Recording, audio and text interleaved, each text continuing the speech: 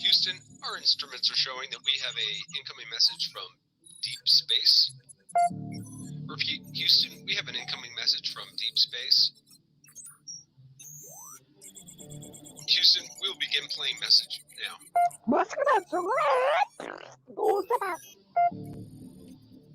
Houston, we're going to try and translate that up here.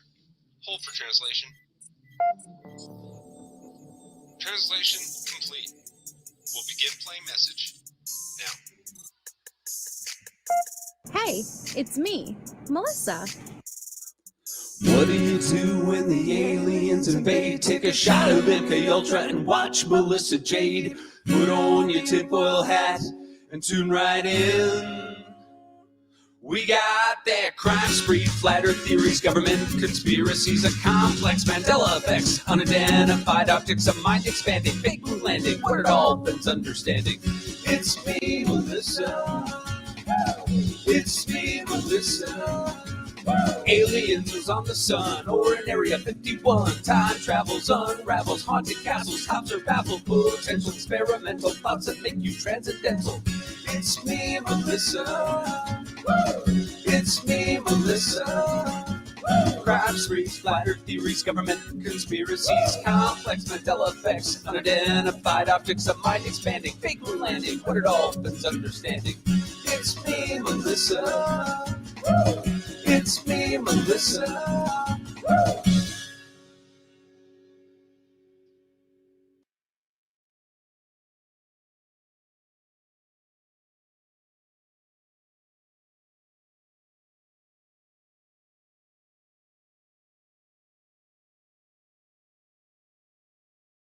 Hello, everybody. Hello, Shaybane. Hey, MJ. Hey, everybody.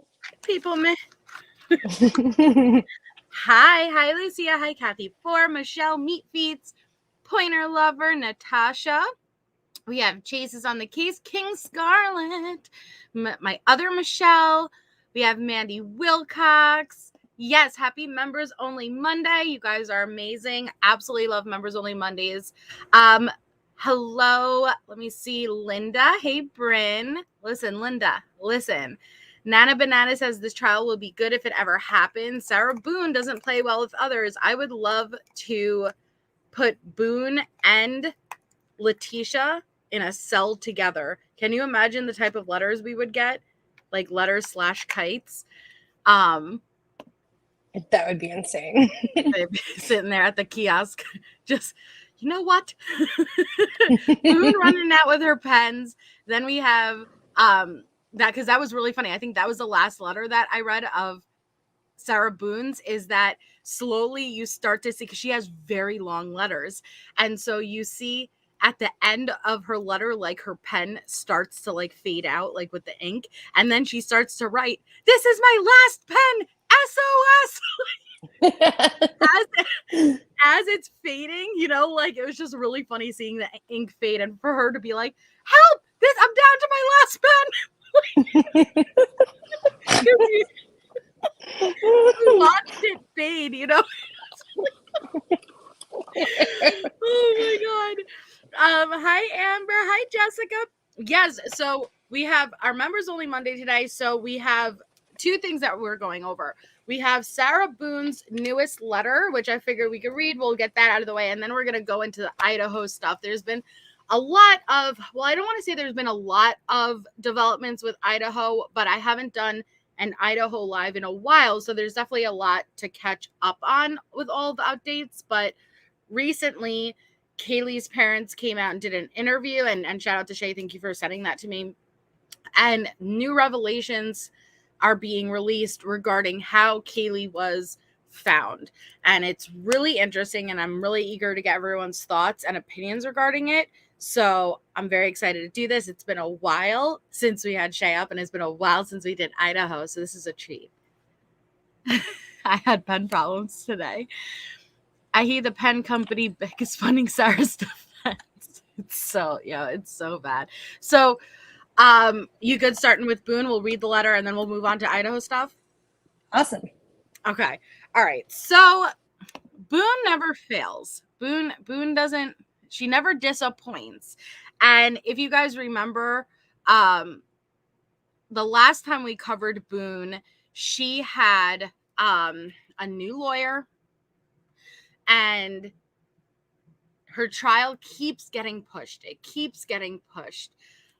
Is it Tuesday for you, Natasha?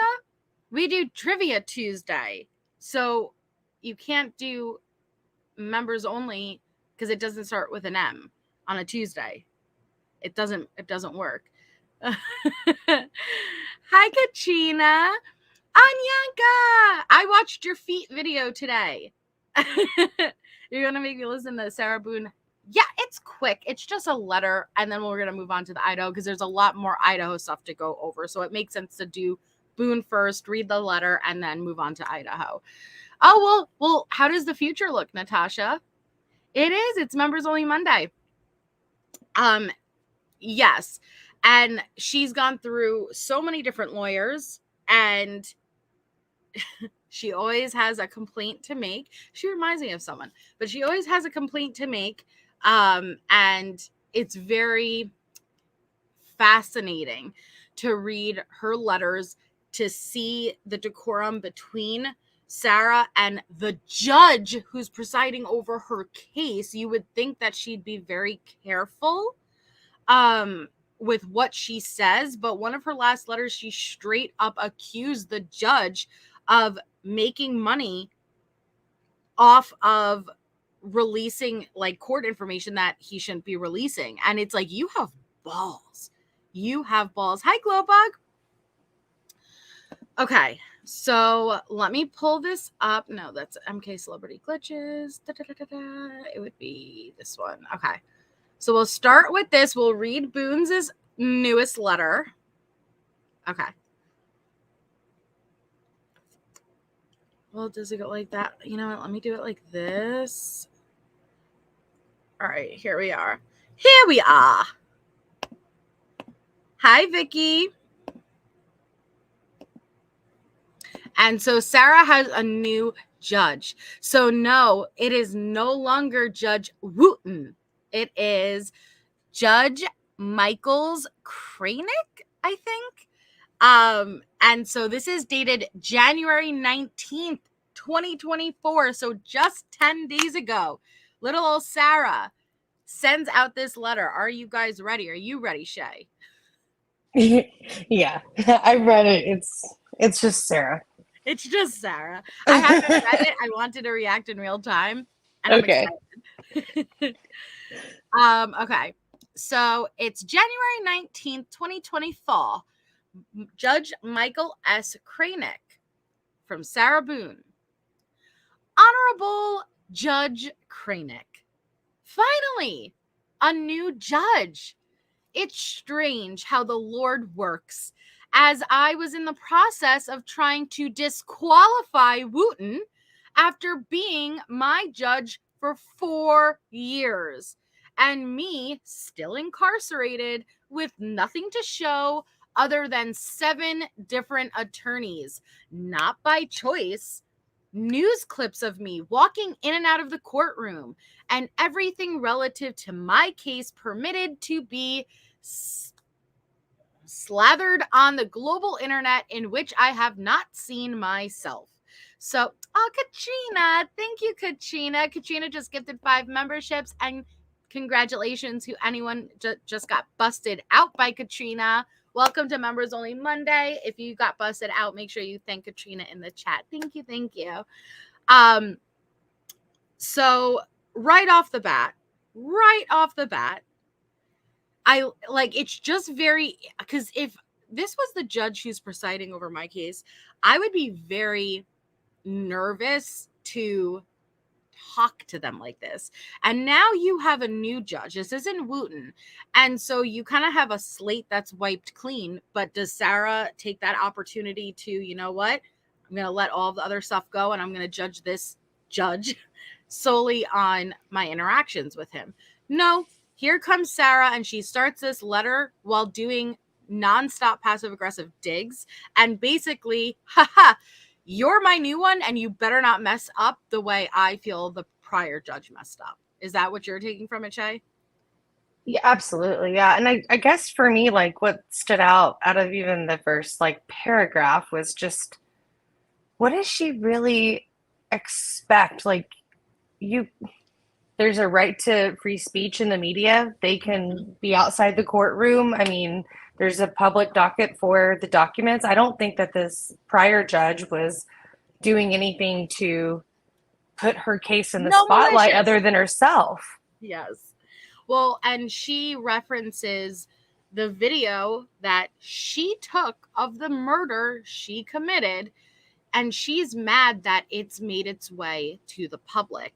And she claims it's been edited and altered. Now, listen, I will give her that. Of course, it's going to be hard to find an unbiased jury when you have such a case in the spotlight. But actually, it's not as hard as you might think, because believe it or not, if you're not into true crime, you most likely aren't going to keep up with it. But she believes it's being tainted. And of course, everyone deserves a fair trial. But to claim that she accused the judge of releasing information for money. And you can't do that. Uh-uh. I don't know. I felt like the prior judge was very fair to her and He was trying to help her find the most suitable defense for her. And that's what the judge said, because Sarah complains nonstop about her appointed attorney. Listen, I'm not going to sit here and say, hey, no, there's no chance that you're not getting quality premium service. And Sarah wanted for her appointed attorney to keep in touch with her at least once per week, despite if there's any developments or anything like that.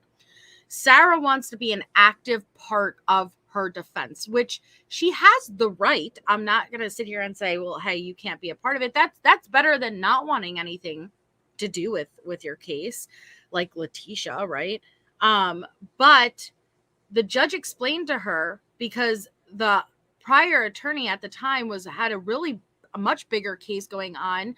They don't have the freedom or time to be able to keep in constant communication. And so you may want to be in contact once per week, but that doesn't mean that the attorney has to. Now, of course, there should be an open line of communication, but if you want an attorney who is focusing solely on your case and has that type of communication with you, you are free to hire your own counsel, but you can't really stomp your feet and yell nonstop when this is a court-appointed attorney. Mm-hmm. So she said, I felt he was the ticket holder to my overly hyped, illicitly distributed, misconstrued criminal case, and great reason I am still here again, ongoing 4 years and 7 attorneys later. Not by choice. See my letter dated 6/29/23 on the clerk's website. So again, illicitly distributed, that is her, because she full on accused Judge Wooten right to his face via letter of distributing this video for money. You can't accuse the judge of that. That takes balls. But she's doing it again here and blaming where she is, where the court status is in her case, all on Judge Wooten. Mm-hmm. And she has criminal in quotes. Yeah, criminal case. Mm-hmm. So she says, while still waiting to properly, what is that, elucidate the court?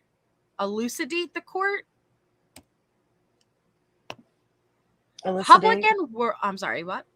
Yeah, you're right. Elucidate Mm-hmm. The court, public and world, and after whatever the dysfunction was in the attendance part of my most recent PTC and status hearing, which I am trying to ensure my automatic attendance futuristically. Please see my draft motion included. I am still trying to have my attorney submit on my behalf. I wanted to bring to your judicial attention the following information so you and the world are aware it is not I who am ever delaying trial, as Wooten inappropriately accused me of doing in a past hearing. Especially now, you have mandated a trial date to be held in May with no further continuances, leaving less than 4 months to put together and complete what should and could have been done already. What happened in all the 4 years prior? Please see all my correspondence online. So at the same time that she is complaining that it's taken so long, now she's complaining that they only have 4 months. But this is why I don't agree that Judge Wooten should have appointed her a new attorney again, because there was no way that this wasn't, you can't expect a new attorney to come on and be able to trial prep in such a short period of time. Thank you, Starlight Angel. I so need this today. It has been a Monday. Hi, all. Love you, Melissa. You make my day. That's so sweet. Thank you so much, Starlight Angel. And I hope your Monday is better and happy you're here. So she says, to date, she loves her bullet points. To date, Winston E. Hobson has been my court-appointed attorney for 133 days and counting. To date, Mr. Hobson has only met with me 1 time for a total of 3 hours. Here she goes again. So she's having trouble with the new attorney too. Oh my goodness. Yes. See, I think that there's this like fine line that the court has to walk of like where you got to corner in where she can't make any more complaints. Yeah. But then should you also remove the people to show proof that they're not the problem she is? Like, I feel like it's a little bit of a dance. You know what I mean? Yes. And that's what I'm saying. Like, because if it's 2 attorneys, maybe you're having these issues. But when you have had 7 different attorneys and this is consistently an issue, this is a you issue. And she is free to retain her own counsel. But this is, I don't know, ma'am. And I get, listen, as funny as her letters are, I understand she wants to be an active part of her case. And I'm glad she's taking it seriously, even though I think she's guilty, but she still deserves the right to a fair trial. And I'm glad she's taking it seriously and she actively wants to participate and be a part of her case. That's a good thing. I'm not going to say that's a bad thing, but what she needs is private counsel. You're not going to get this from court-appointed counsel who's juggling 20 other cases and trials at the same time. And the judge explained, Wooten explained to Boone, yes, you have decisions that you can make, but your lawyer makes the majority of the decisions. So you, and I didn't really realize this, you have the decision whether you want to plead guilty or not guilty and things like that. But your lawyer has the freedom to go forward with the defense they want to go forward with. They have the freedom to make decisions without you.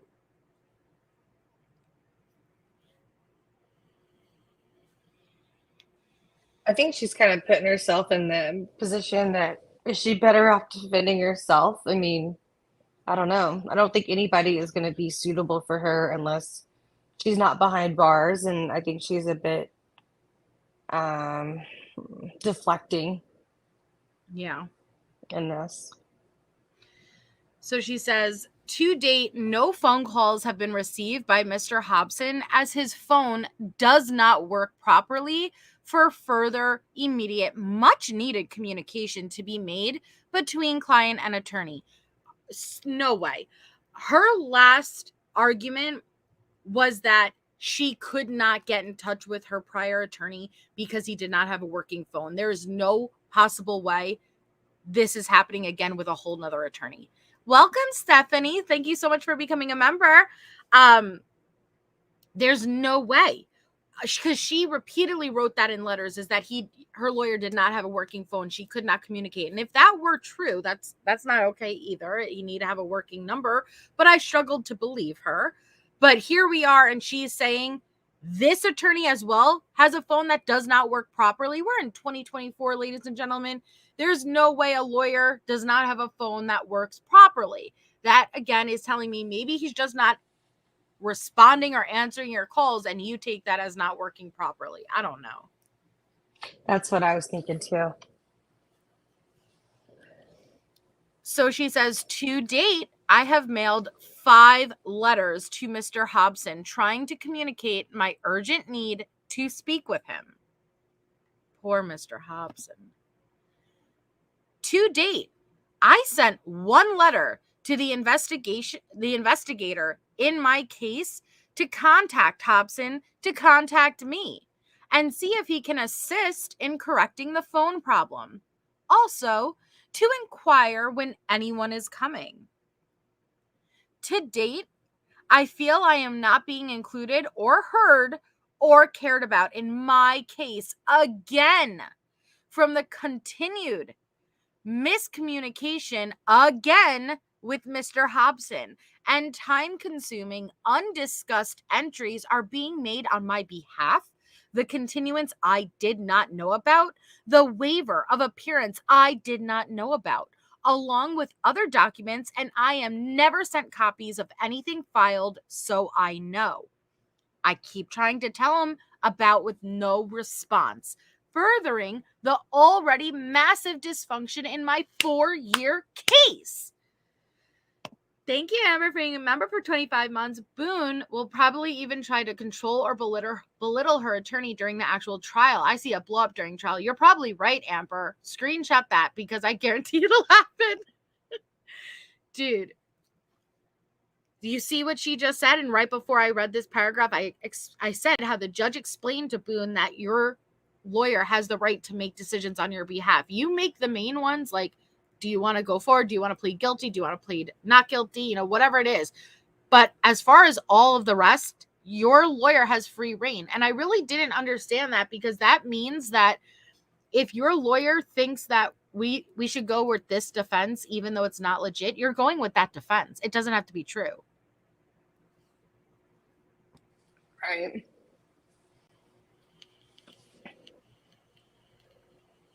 I did hear about that, but not pertaining to this case. It was in discussion of a different case. It's crazy. Like, I didn't really realize that, Shay, is that, all right, let's say I'm on trial and I'm like, no, I'm not guilty.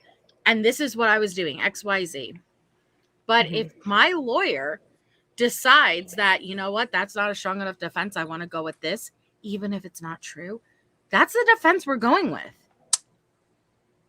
Yep. I didn't know that, because that makes me wonder, okay, and I don't want to give Letitia any grace here, because I think it's obvious what Letitia would do, but when her lawyers were kind of opening that door for reasonable doubt while questioning Harley why she was wearing different clothes, oh, you never once went in the back of that moving van, you never once smelled anything, and it was kind of opening that door for reasonable doubt. Was she aware that that was going to happen prior, or did the attorneys make that decision on their own hands?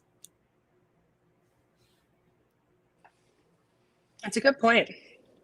Yeah. I've been trying to listen to more, like, some content and stuff from, like, defense lawyers' perspective as well. Because I feel like so much, like, I'll listen to either what you hear from, like, a legal analyst, and sometimes those legal analysts have been attorneys themselves, and they may have been more on the prosecution side. But I do think it's important to hear, you know, the thought process on both sides. I want to learn more about it. It's interesting. Yeah. It is super interesting. And I felt really bad after Letitia's lawyers, one of her lawyers anonymously put in this BuzzFeed post about how hard it was to be her lawyer, and the threats, and how it's affected their life, and how they did not enjoy any of it. And they think the right decision was made, but it's their job. And so you're right. It's really interesting to hear the defense lawyer's perspective on it. And yes, Stephanie, we're going to do the next Conspiracy Live on Sunday. I think I'm going to just keep it consistent on Sundays with the Conspiracy Lives. And this Sunday, we're going to be doing the moon conspiracies and the ISS and all of that type of space stuff. I'm really excited. Sarah Boone is the one who had locked her boyfriend, Jorge, in a suitcase and filmed him as he slowly suffocated and died.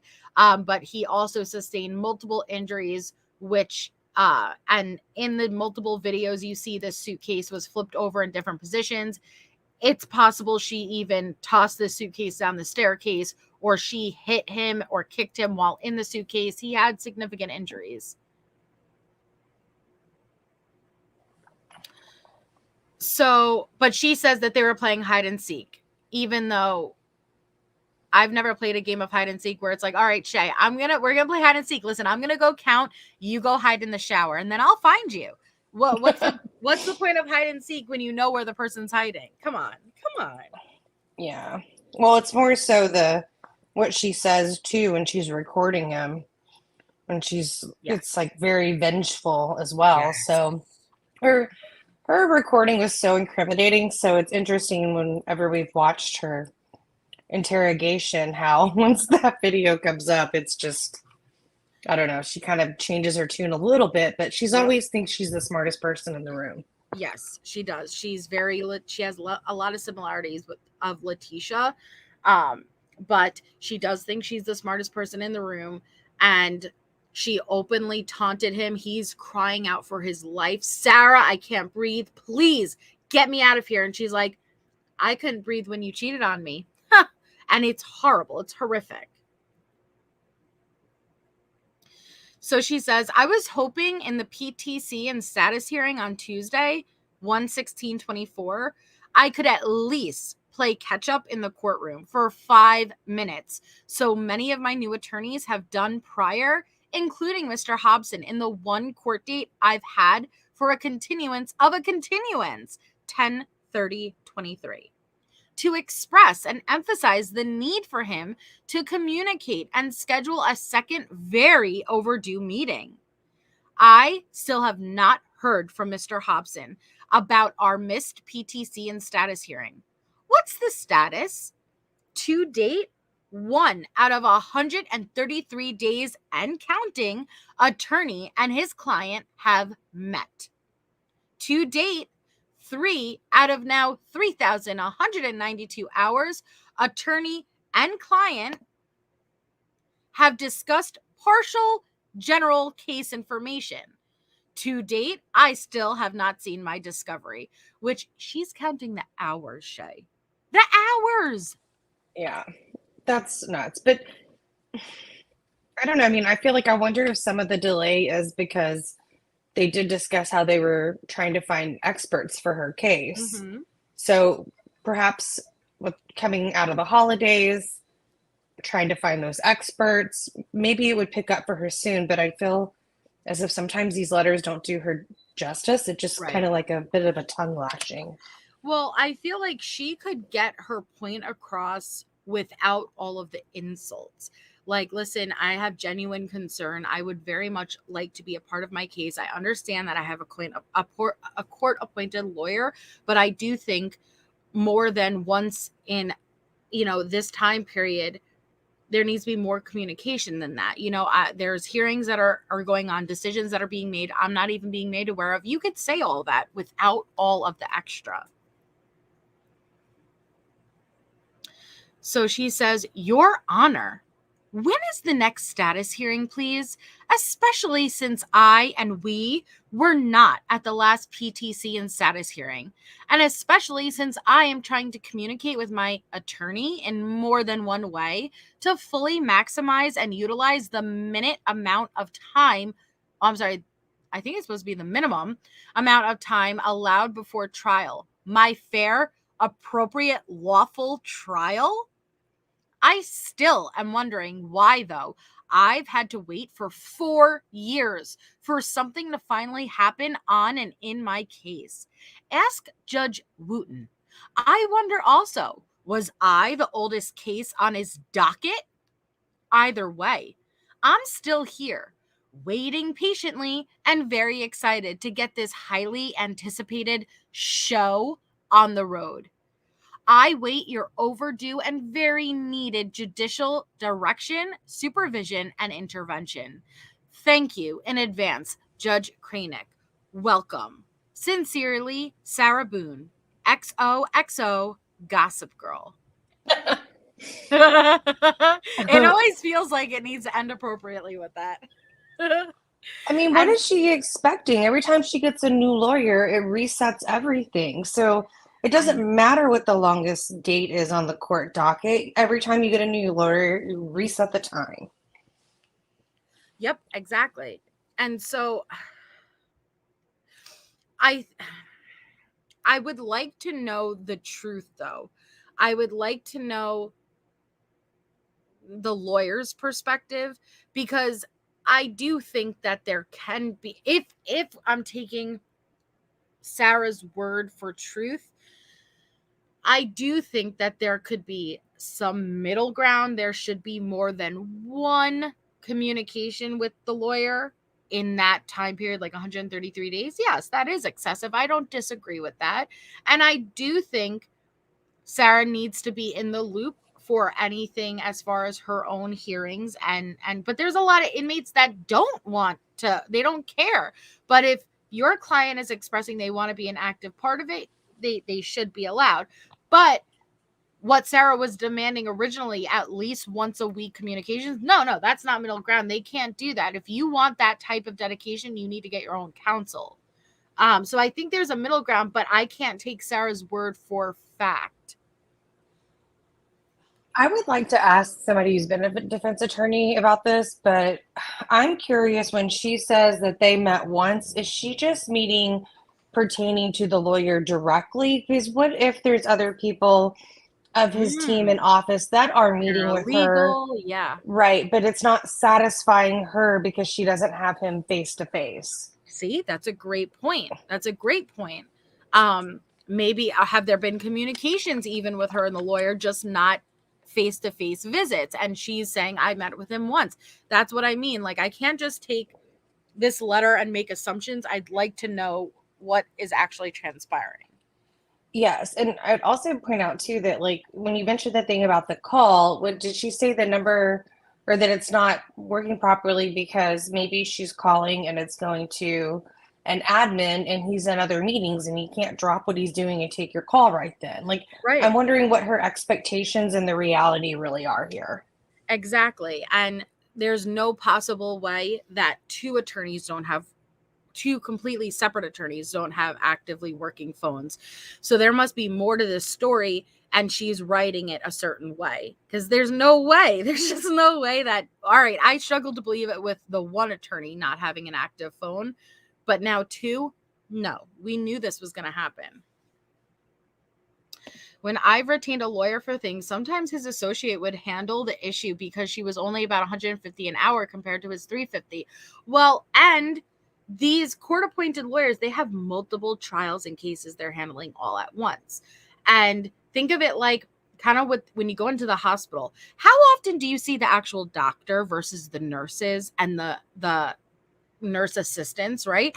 The nurses are the ones who are taking care of you all day long. But in reality, the doctors trump the nurses, and they're the ones who are making the calls. So that's kind of like what I'm pulling from what you're saying, Shay. Like, the lawyer himself is the doctor. You may be dealing with the nurses all day long on behalf of the doctor, though, but the doctor is the one who makes the decision ultimately. Hummer Muffin, May. No. There's not a court date. Mm-hmm. Well, no, her trial's in May. Oh, do they? I thought they had a status hearing, so they're going to do it in May now? I think it's May, unless something changed. Okay. That's why she's complaining that I have 4 months to now do what should have been done in 4 years. Nurses do rock, Michelle. May is pre-trial and trial. This judge is trying to move things along. Right. No more continuances. No more bullshit. We need to get this going. Oh my goodness. I was starting to look it up and I was looking at Amber's name and I typed in Amber Boone. Sorry, Amber. Oh, man. So then she did motion to be included in. Oh, no, she did not. She just made up her own motion. Hold on. No. Do you know of a motion to be included? Motion to be included in and allowed admittance to all defendants' pretrial conferences and hearings. I don't think that's the official motion, but comes now. Defendant Sarah Boone, by and through her undersigned attorney, Winston E. Hobson, respectfully requests permittance to attend all my pretrial conferences and hearings ongoing until the conclusion of my criminal case. Per FRCP Rule 3.22001, the following is stated to lawfully allow my inclusion, participation, and requested admittance. 1. The trial court may hold one or more pretrial conferences to consider such matters as will promote a fair and expeditious trial. The defendant must be present at any pretrial conference unless the defendant's presence is waived in writing or on the record by the defendant or by the defendant's counsel with the defendant's consent. In support, the defendant alleges as follow. 1. These pretrial conferences are for my personal individual criminal case. If professionally, YouTubers, news channels, court TV, etc. are given permission and allowed entry to the courtroom for viewing, and the judge also is allowing the conferences to be streamed live with all the court minutes uploaded to the internet and world, I, the defendant, should be included foremost. 2. I may not have regular, consistent updates or communication with my court-appointed attorney, and by attending all my PTCs and hearings, I know current status, important dates, casework being completed, changes in parties, timeframes, expectations, all pertinent information I, the defendant, have a right to know, want, and need regarding my case. All information is important, relative, and necessary to me.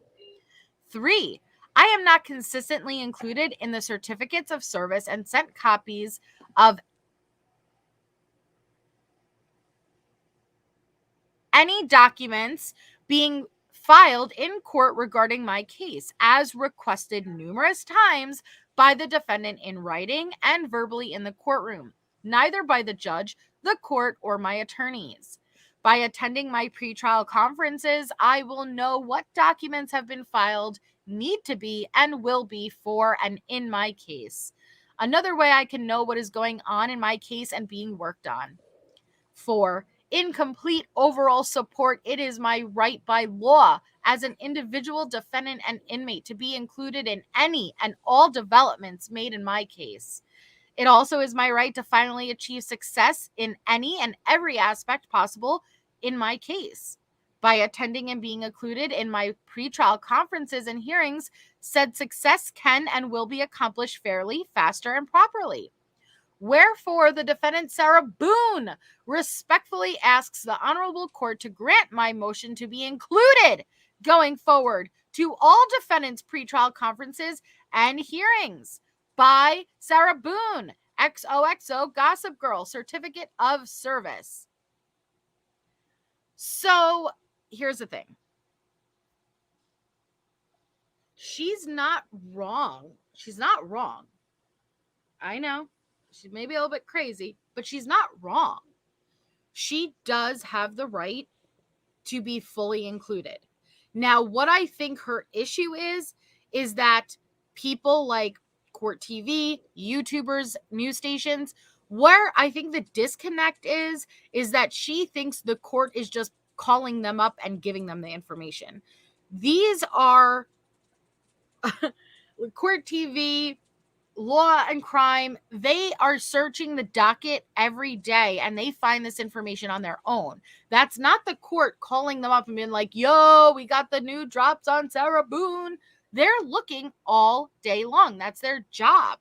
Now, you're mad because you're not getting that open communication as quickly. You have to wait. And I understand it could be frustrating that other people know about your case before you do. I could totally understand that.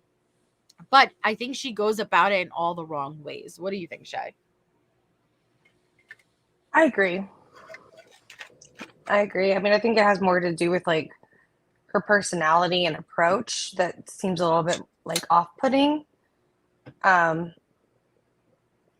But I guess like I'm so curious to find, like, to hear from her, like, does she not think she really had anything to do with this, you know? Mm-hmm. Like, is she filmed lashing it. out of a guilty conscience? Like, I don't know. To her, like, it's always seemed like she's like didn't do anything, but also it's the failure to do anything and the taunting that's bothered me the most with this woman. Yes. And I think she really believes she has a good fight, but you filmed the murder. You filmed it. That as smart as you think you are, you made a really bad mistake. And I don't know how she thinks it's going to be portrayed in a better light, because she said in prior letters that it's been manipulated, it's been edited, it's been clipped to portray it a certain way. I don't think you can, because if I didn't listen to any of the segment and I just listened to the video itself, that video is horrible. And we watched it in the interrogation of her. That's not edited. That wasn't clipped a certain way. That was shown during your interrogation. So how are you going to turn around and say, oh no, you've taken that video out of context? You can't. I can understand the concern for a fair trial, fair jury, but they'll be able to find people. Trust, they'll be able to find people. Are they just going to be going for manslaughter charges with her? Let me see, actually. Because I'm not sure you could prove first degree homicide, but maybe manslaughter. I was trying to think about like just her Second degree failure, murder. you know? Second degree murder. Second degree, okay. Mm-mm-mm. Well, and mind you that they have a history, both of them, in domestic disputes and assault and batteries, like against each other Yes. as well. Very toxic relationship. They have a very, very toxic relationship. This was a mutually abusive relationship. But can you imagine if she's convicted and found guilty? She's going to be screaming from the rooftops that this was all set up from the beginning and she didn't get a fair trial. That's what she has the appeal process for. Yep. But it's kind of amazing where there's the lack of self-awareness, right? It's like, I'm not saying that she shouldn't be fighting hard for her trial. Of course she should be. But it's kind of like, do you really not grasp what you did, though? Do you not grasp that it's documented? You documented it. Like, how do you think you're going to get out of this? What's your defense going to be? I think this is where it comes to the relations that we've talked about and similarities between Boone and Letitia, where you believe your lies so much. Yes. Like, she believes her story and her lies so much to be true. Yes. She can't see the evidence in front of her. Yes, I agree with that. These type of people, when you see these types of personalities, when they're trying so desperately to control you, the way that you're watching Sarah so desperately try to grab control over this situation, it's really about herself. You know, like, there's a lack of, you're convincing yourself.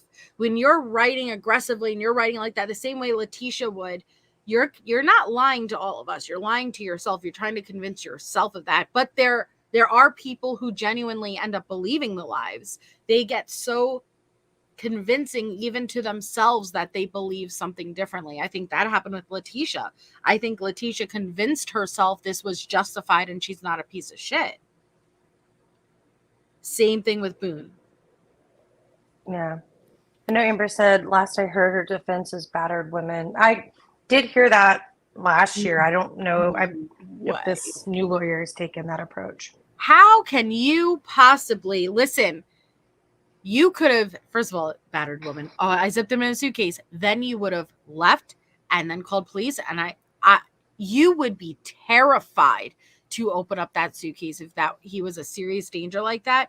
You would be terrified to ever let him out, because it would piss him off so much more. And all you were fine. There was no threat. You were the threat. You could have left, called police in that moment while he was still alive, but you didn't. Now the question is, who thinks she genuinely passed out and forgot about him? Is there anybody who thinks she genuinely passed out because she was drinking? She was clearly drinking. I think she passed out or blacked out, but I mean, regardless, I mean, even if she tries to push this battered women defense one, say it is successful, then what does she get charged for? Lying to the police officers about the game of hide and seek, because it was never hide and seek then if you were defending yourself. I think she slept for a little bit, but I think she knew what she was doing, but she was in a state where she cared less because she was drinking. And I think she absolutely went up to the bed. But this is where I struggle, because did Sarah think he could get out by himself? And there's a good chance I think she may have went upstairs and it's like, you fucking get yourself out, you know? And maybe she didn't expect him to full on die. Maybe. Either way, she's guilty of what she did. But there's a chance she may have woke up a couple hours later and fucking realized, oh shit, you know, like. That's kind of why I was holding on to the manslaughter thought. Mm-hmm. But that's what I'm saying, though. And Harlot, here's the thing. If you're going even with that, if he was the threat and there was mutual abuse going on, but do you know how terrifying it would be if you thought he could get out by himself? What would have happened to you if he got out? Right? That would be terrifying. He was just scared. You zipped him up in a suitcase. You abused him while he was in that suitcase. If you went upstairs and you thought he could get out, wouldn't you be terrified of what happens when he did? Absolutely. It appears, but I think he was at the mercy of her. Oh, sorry. Hold on 1 second. My husband just brought me 1 second. You're fine. Yep, he was begging. He was in the suitcase, I think, over 12 hours. Now I don't know when she went to bed. You know, I don't trust her words, but the body cam footage, it does appear that she may have passed out for a couple hours and then woke up and was like, oh shit. Like, and the way she said she was parched, it kind of makes sense if you were drinking and then you like you're arguing and then you pass out and then you woke up and when you woke up, you saw the situation, what it was, and you have cotton mouth like a motherfucker. You know what I mean? That kind of makes sense. But Melissa, even at that, she told them that she gave him CPR, and it came out that they didn't believe she did. No, she did not give. Did you listen to the 911 audio? I did. Yeah, she did not give him CPR, and he was already partially out of the suitcase. But his body, you guys, Jorge Torres had serious injuries sustained within that suitcase. So there is speculation that the suitcase originated upstairs, and while he was in the suitcase, she tossed him down the stairs. There's 2 different videos. In the videos, the suitcase is flipped and it's on different sides of the room. He was very trapped in that suitcase. He would not be able to gain enough momentum to ever flip that suitcase, indicating she was flipping the suitcase. Then it appears that he may have been kicked or punched while in the suitcase, or there's speculation even a bat would have been used. He sustained serious injuries aside from suffocation. Blunt force trauma. Yes, blunt force trauma. Okay, so no. Well, and that's what I'm saying. I think she'd be afraid to let him out, but then here's the thing. That's not how self-defense works, okay? Once the threat is eliminated and you have an opportunity to escape, you need to escape. Same way that, okay, I had to stab somebody to get them to stop attacking me. Once they're no longer a threat and they're down, you're not supposed to continue going. You're supposed to leave. Once you have the opportunity to get out, you can't overkill and be excused, even if it started with you being attacked.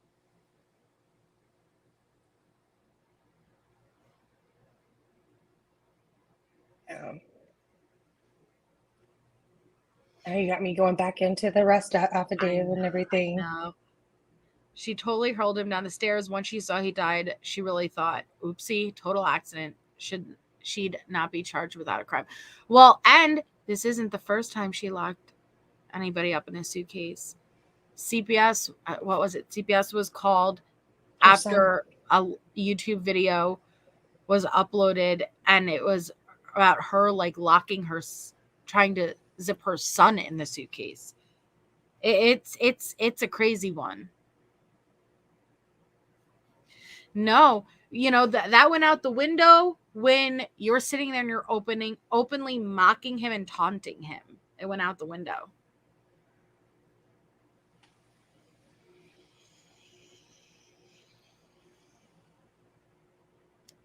Wow. That's why she's going for battered spouse instead of self-defense. She can claim that the abuse she went through altered her knowledge of right and wrong. Yeah, Elena. It's but make sure you throw those spigots down in the chat if you're a member. Well, you're a member. It's a members only Monday. So make sure you put those spigots in the chat. Those thirsty Boone. Parched Boone, man. I wish we could watch that one clip. It's so funny. I have the timestamp somewhere. Oh my god. Yes, Pointer Lover. There was some type of incident where she uploaded it on Facebook or YouTube, and it was something about trying to lock her son in the suitcase. I don't remember the specifics. I'll have to pull up what the specifics were. I went through it all, and then I forget. I don't retain information for that long. I'm bad with that. Well, we covered a lot of cases since then, because I think, when we first started doing this was back in spring of 2023, expecting the trial to get started. That is actually one that's like on my list that I really do want to I'm interested. Watch the full trial, because I'm interested in how she's going to act. Yeah, we're full on covering Boone's trial. But yes, you're right, because we did the pre-trial prep and we went through all this information, and then it got pushed again. Yeah, so it's set for May 13th.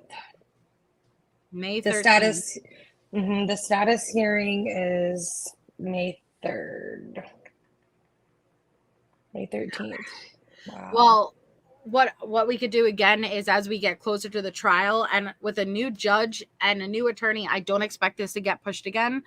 And so as we get closer, we could do pre-trial prep again, and we could go through this is what we did last time, but we could do it again, and we could go through the highlights of the interrogation and the key moments, and prepare for anybody who may not be fully aware of Boone's case going, or you just need a refresher going in right before, so April we'll do it, and then everyone will be ready, because we're going to cover Boone in real time and do the daily. I wonder how long do you know how long they blacked out the docket for? Do you know how much time they gave for this? I'm curious how long they're going to do for this trial. I don't know. I didn't see that just yet. Yeah, she just wanted a cup, please. I'm so thirsty. She needs her Dr. Pepper. She needs a Dr. Pepper. Can I just please go into that crime scene real quickly and get that Dr. Pepper, please? Take myself about 15 Dr. Peppers. I need my Dr. Pepper. Oh my goodness. But okay. The second part of the episode today. Thank you, Elena. Elena just busted 5 people out. Thank you so much. And congratulations to anybody who received a membership from Elena. Make sure you thank her in the chat if you just got busted out from beyond the wall. You're so sweet. Thank you so much, Elena. That reminds me of Game of Thrones, Beyond the Wall. That's what I was about to say. I just felt like a little bit of like Jon Snow. And do you know that they're coming out with Jon Snow's spinoff of Game of Thrones? I just rewatched actually House of Dragon. Did you like House of Dragon? I haven't watched it. I need to. I couldn't get into the first episode because of something triggering. So okay. Well, I couldn't really get into the first episode either, and it does pick up though But then when you realize, because I very much enjoy not just watching a series, I then enjoy going onto YouTube and then give me the breakdown, like explain it all to me, show me everything I missed, show me all of the connections. And that's what I did. And then I rewatched it again. And I think it may have been better watching it the second time because I got a lot more context. But it's good. It's good. The first episode, though, it was a little bit slow in the beginning, but 4 episodes, and there's a huge time jump between them. Oh, dang. Thank you, Chica, for being a member for 6 months. Hello, sweetie. Happy year. Whoop, whoop. Thank you for your support, Chica. Amber, Meatfoot's trying to get your attention. So the next part of today's live is Idaho updates. Put a 1 in the chat if you saw, I think it was, what was it, like 2 days ago, Shay, that interview? Yes, it came out on Good Morning America right before the Koberger hearings. And a lot of people didn't really see it until later. I think I found it that evening when I was catching up, and that's when I was like, oh my gosh. Yes. Put a 1 in the chat if you saw the most recent interview with Kaylee's parents. Hi, Mississippi Mom, where they are revealing details about how Kaylee was found.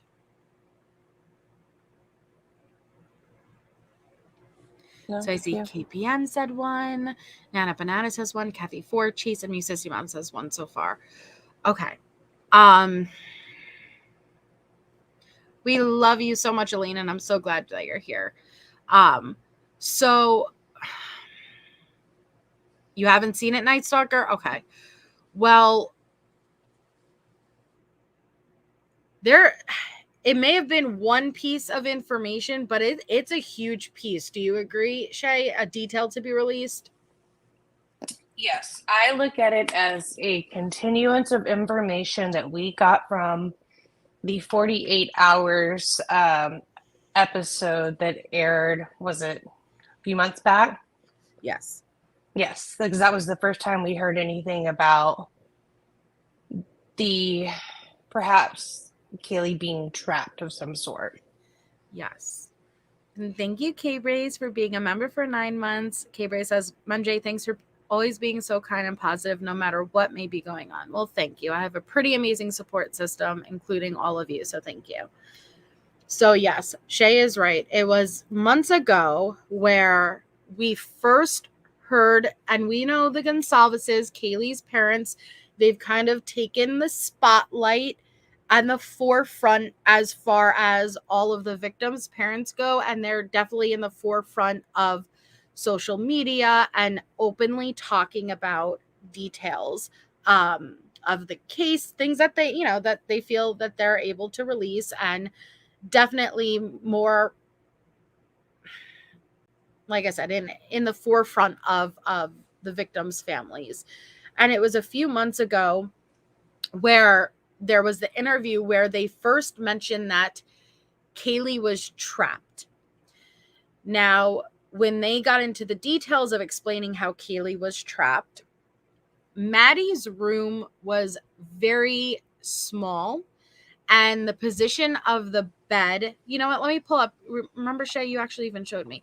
The positioning of the bed, the foot of the bed was as soon as you walked in to the room on the left, and the bed was up against the wall. And then there's the headboard against the wall too. And so with the two of them laying in the bed, with Maddie being on the exterior outside of the bed and Kaylee being on the inside of the bed, with the wall up against her on one side and Maddie up against her on another, Kaylee's parents were explaining that she was trapped and that they know she tried to get out. And that's basically the gist of the information we had gotten months ago. And I know from listening to that, I speculated those were the thuds that we hear about that was being heard, because if she tried to get up out of the bed and she's making the sounds up against the wall, like she's kind of like, if anyone who's ever slept on I hate sleeping on the inside of the bed with somebody, because usually the blankets are tucked into the wall, and if you have to get out, you kind of have, it's not easy to get out because you have someone on your one side and the wall on the other. And so if Kaylee was trying to get out very quickly, she would have been, in my opinion, making bangs up against the wall unintentionally just from the maneuvers. And they said Kaylee fought back. Yes, thank you, Mifa. They also said there's evidence that points to Kaylee fighting back. And that's all we had gotten, really. Unless, do you remember anything else while I look for this photo, Shay? I think that was like the large gist of that.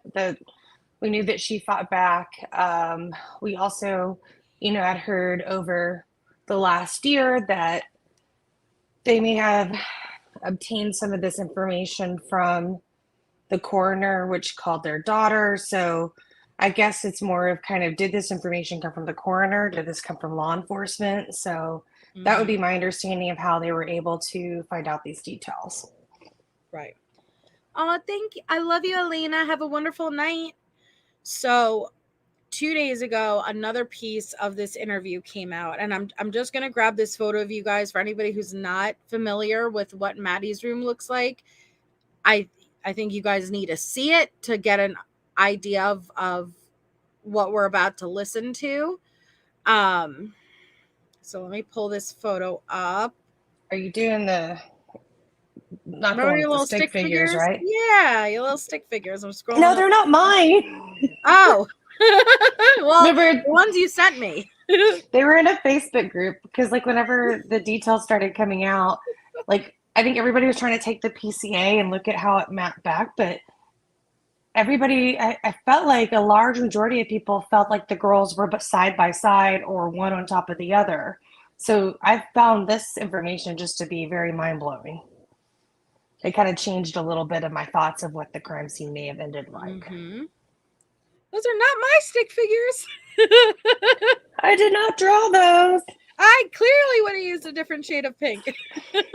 It was a Facebook group, and it was like this whole thread of like pictures where everybody's debating with stick figures. I'm like, oh my gosh, it's funny. Well, because they were found in the same bed, and so it was very interesting trying to figure out, okay, well, how did this happen? What was their positioning? Things like that. So this is Maddie's room, and Kaylee and Maddie shared the bed. And so right where the photo is being taken, that is the entry of the room, and the door opens inward, which is another detail they said, which is interesting. So when the door opens inward, the door actually is going to block the foot of the bed. Okay. Now the purple stick figure would be Maddie, and the pink stick figure would be Kaylee. So if Brian or the killer walked in, he would open the door, which now the door is open. It would block the foot area. And he'd walk around to the side of the bed. And as he was killing Maddie, Kaylee could have woken up. But the whole point of being trapped is, where would she go? The head of the bed is blocked by the wall. To the left of her is Maddie being attacked and the killer. To the right of her is another wall. And if she even tried to go forward, the door would be blocking. Okay?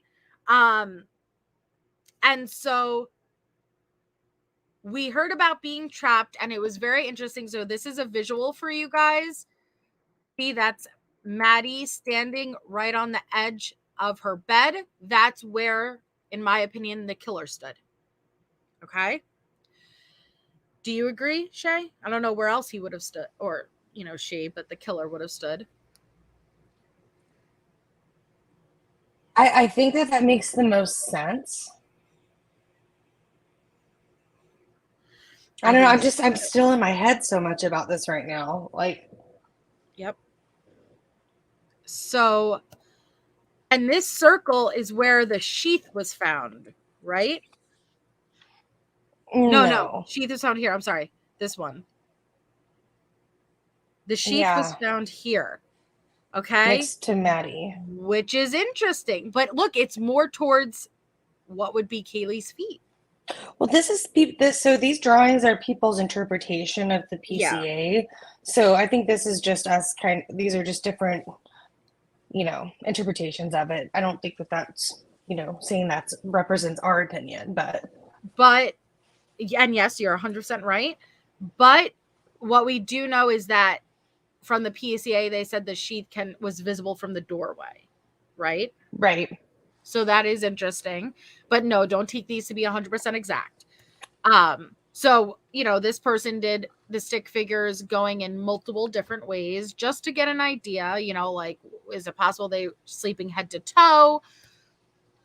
That is where Kaylee would have been sleeping, right against the wall and with Maddie on her other side. Now, I want you to keep this photo in mind when we're about to watch this clip, okay? And this is the view leaving the bedroom. As you can see, the foot of the bed is right at that doorway, okay? So now we're going, it looks like it's the size of like a walk-in closet. Like it's a very small bedroom. And that's what Kaylee's mom says in this interview, is that this room was very small. So this clip is 2 minutes. And so let's take a listen. So this is Kaylee Gonsalves's parents. We're just left in limbo. This morning, Kaylee Gonsalves's parents sharing exclusively with GMA never-before-seen pictures and videos of their 21-year-old daughter. There's a type of, you can like season with these, and like can't really season with them, but you can cook with them. Yeah, I know that's in front of the tower. Yeah. This is in front of the University of Idaho Tower. The family still waiting on a full digital copy of Kaylee's phone from authorities. These are the last moments. Which that's interesting too, and I want to talk about that. They're still waiting for a full digital copy of Kaylee's phone. Waiting on a full digital copy of Kaylee's phone from authorities. These are the last moments of your child's life, and you're sitting here fighting with somebody who just doesn't care. They were able to collect some of Kaylee's belongings from the university over the summer, which raised concerns for them about how well possible evidence was processed, including a trash can from Kaylee's room that was full and appeared untouched. We opened it. It was a little squeezy applesauce thing that you would give to like a toddler. Yeah. It did not appear to have been gone through. So right there, they said that there was a trash can that was pretty much full in Kaylee's room. So that's not Maddie's room, guys. Kaylee's room, which I found that interesting, Shay, on its own, because Kaylee was just visiting. She, so did that trash accumulate in the small amount of time that she was already there? But did police sufficiently go through that trash that Kaylee's parents are saying appeared to not have been gone through? Or did they overlook it because the murder didn't take place in that room? I think they look at where the crime scene was in itself, but even though that she was coming to visit, she still had a lot of her belongings there that she hadn't fully moved out yet. Yeah, that's so true. It could have been from that day, maybe while she was getting ready. It could have been from prior. That's true. Okay. Police saying they had gathered more than 100 pieces of physical evidence from the scene, along with some 4,000 photos and 3D scans of the residence. Still, frustration mounting for the family over what they consider a lack of communication and a rush to tear down the home on King Road. Christy describes for the first time how Kaylee was found. Okay, so I'm going to pause it right there, because since we have last discussed this Idaho case, the house has been torn down. They did it very quickly in the early morning hours. It was actually very eerie. I could grab a photo of it because half the house came down first. Did you see that photo, Shay? Yes, I did. So you see half, because the house was a very odd, peculiar house. I'll never forget when the murder actually happened and trying to figure out in real time what's the ground floor, which one isn't the ground floor. It's a very confusing house because there were added on extensions of the house. And there's a photo where literally half the house is down and then the other house is up. But a lot of the family did not want that house to be torn down prior to trial because that eliminates the possibility of jury walking through. But here's the thing. They wouldn't be able to bring a jury in there anyway because of it was toxic. It was contaminated. But still, the idea of ripping down the crime scene prior to this trial happening is uncomfortable. I don't blame them. I don't know if I would say if I believe that it was toxic because they brought in crews to clean it up afterwards. So that's a great question, and I'm not educated enough, like about when does it become not toxic or not. But as far as I have heard, there was enough blood and then chemicals and everything for it sitting there to where they wouldn't allow a jury just to walk through it because then they're at liability if anything happens to one of those juror members. You know what I mean? So I don't know enough about it without someone special, a specialist in that field to explain it. But yeah, even with mold, it's a biohazard. Exactly.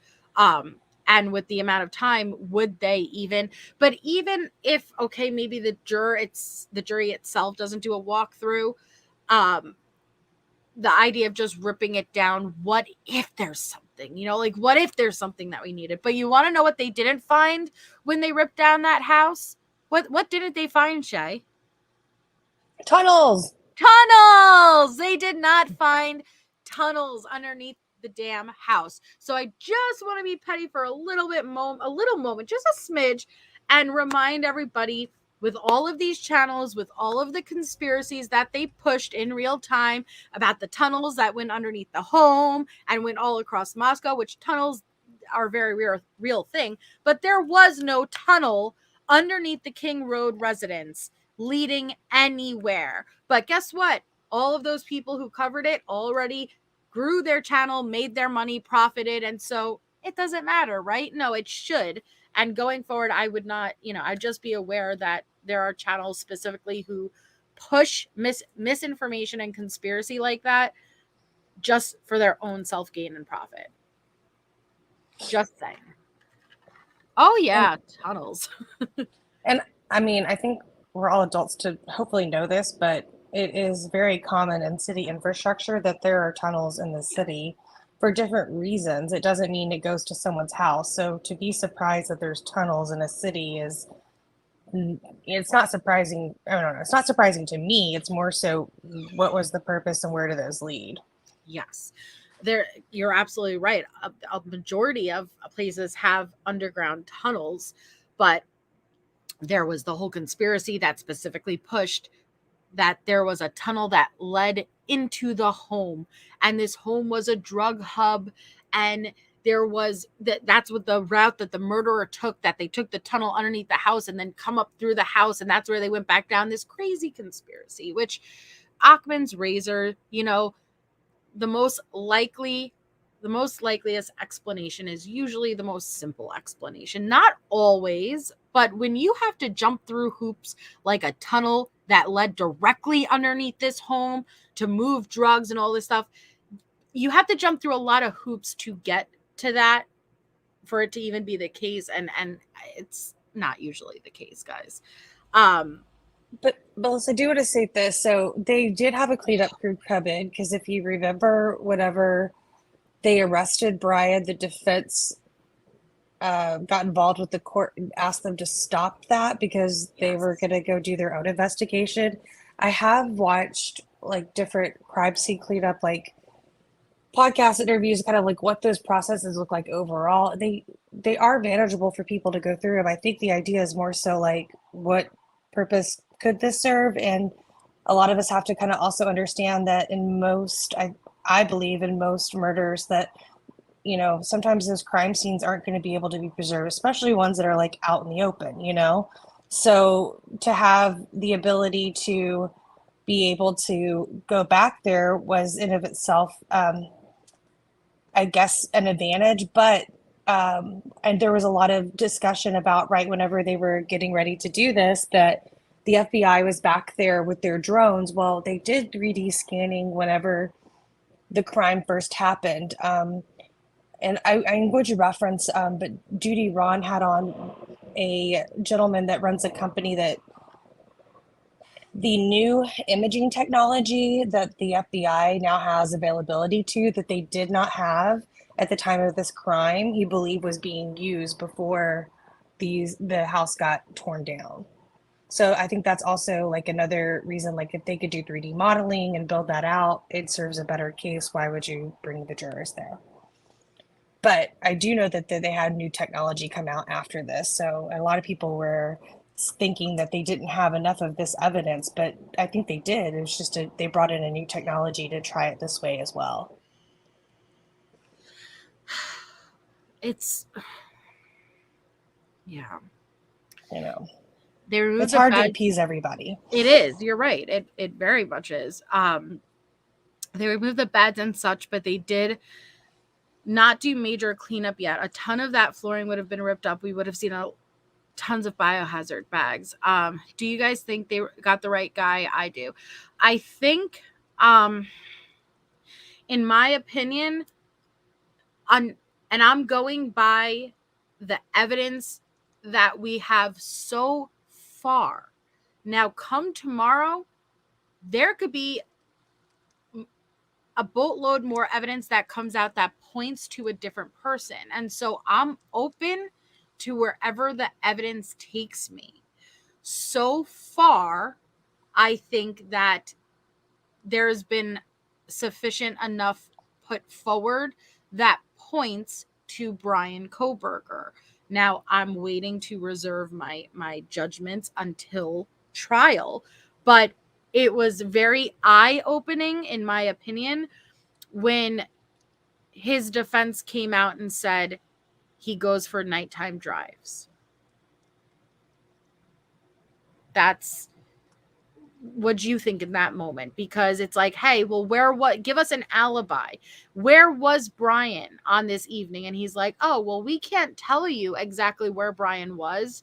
He goes for nighttime drives, and I can't tell you where specifically he was at any specific time that night. That was eye-opening for me. Now, is that enough to get somebody convicted? Absolutely not. Do I think it's enough for an arrest warrant and, hey, come in and you need to? Yeah, absolutely. And so I'm waiting, but I think so far with what we've seen, it points to Brian likely being the murderer. Do you have different opinions, Shay? No, I think that part was really telling, because that's not what a standard alibi is. An alibi is having witnesses at the time of when the crime occurred that can place you elsewhere. I do believe, if I'm correct, I think that the prosecution has filed orders to limit some of the alibi stuff. I have to look at it, but I know that they weren't okay with the fact that he was wanting to use their expert witnesses as part of his alibi. Like, it was just a very weird wording. Remember that? Yeah, because in the thing it said that that he would go on drives and that the experts would serve as like part of his alibi and his. Do you remember that? It was really odd. Yes, I just don't remember exactly what it was, and I didn't remember until you said it. It was like, so, because we were all thinking like, so which witnesses are we? I think a lot of people were assuming the surviving roommates, but yes. Oh, yes. Sorry. Yes. Yes, Chet. I remember. Shay. I go by Chat, Shade, whatever you want to call me. She's like, yes, Chet. I remember. Shay. I hate when I make like a typo and then even my correct, me going to correct it, it's another typo. It sucks. But I'm going to call you Chet from now on. Oh, no. Just for this live. No, don't, because then it's going to be like Music City Mom, or she's become Musicity Mom. And I'm like, no. Always, but you were Shay to begin with, though, so I can't change it now. But Chet's funny. I like Chet. Oh, God. See, with Brian, because I know a lot of people, it's funny me with Chet. I like it. But okay, I hear a lot of people arguing, like, I go for nighttime drives all the time. Sure, it's not the nighttime drive that coincidentally happened to occur on this night. The part that bothers me is we cannot say where Brian was at any specific time during this like 12-hour period. I've gone for drives before and I can give you an idea. Oh shit, you know what? I passed the 7-Eleven around this time. So go and try to get that footage. Look around there. Or I stopped for gas here. Or he would be able to at least remember somewhere what vicinity he was in around a specific time that can corroborate that. Uh-huh. Yeah, and did you turn your phone on right before and right after? And I understand people with the DNA and all that. We're gonna get into it. We're gonna get into it, but I will finish the clip first, okay? So now Kaylee's mom specifically says the revelation about how Kaylee was found. So again, prior to this, they released how she was trapped and she fought back. The evidence shows that she was trapped, but she fought back. We didn't know what that specifically meant. And I remember we did a live show and we were specifically talking about her body position. I thought maybe she was slumped over, and it appeared as if she was trying to get out of the bed. That's what made sense to me. But now we have at least a little bit more information. Uh-huh. On King Road, Christy describes for the first time how Kaylee was found. It's my understanding Kaylee was kind of sitting up Yes. and had fought. Yeah.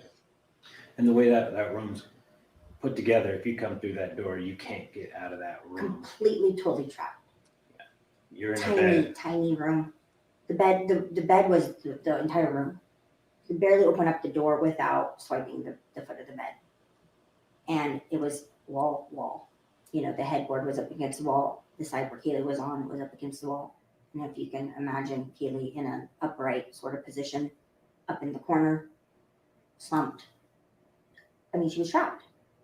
The home on King Road was torn down in the pre-dawn hours of December 28th. There it is. Kaylee was found up in the corner in an upright position, slumped over. Now I want you guys to go back to these photos now that we have that information so you could get a visual. Kaylee was up, slumped in this corner in an upright position. And when they say she fought, that would be indicative of defensive wounds. And we've heard a lot of little leaks from the Gonsalveses about how the wounds do not match. The wounds do not match. That was implying that this was targeted, but it would make sense if the killer came around and, like I said, the purple would that indicates Maddie, the purple stick figure, and the pink would be Kaylee. If the killer walked around and from this side first attacked Maddie and Kaylee would still be asleep. Maddie wouldn't have even had a chance to fight back, really. But in that fight, Kaylee would have woken up.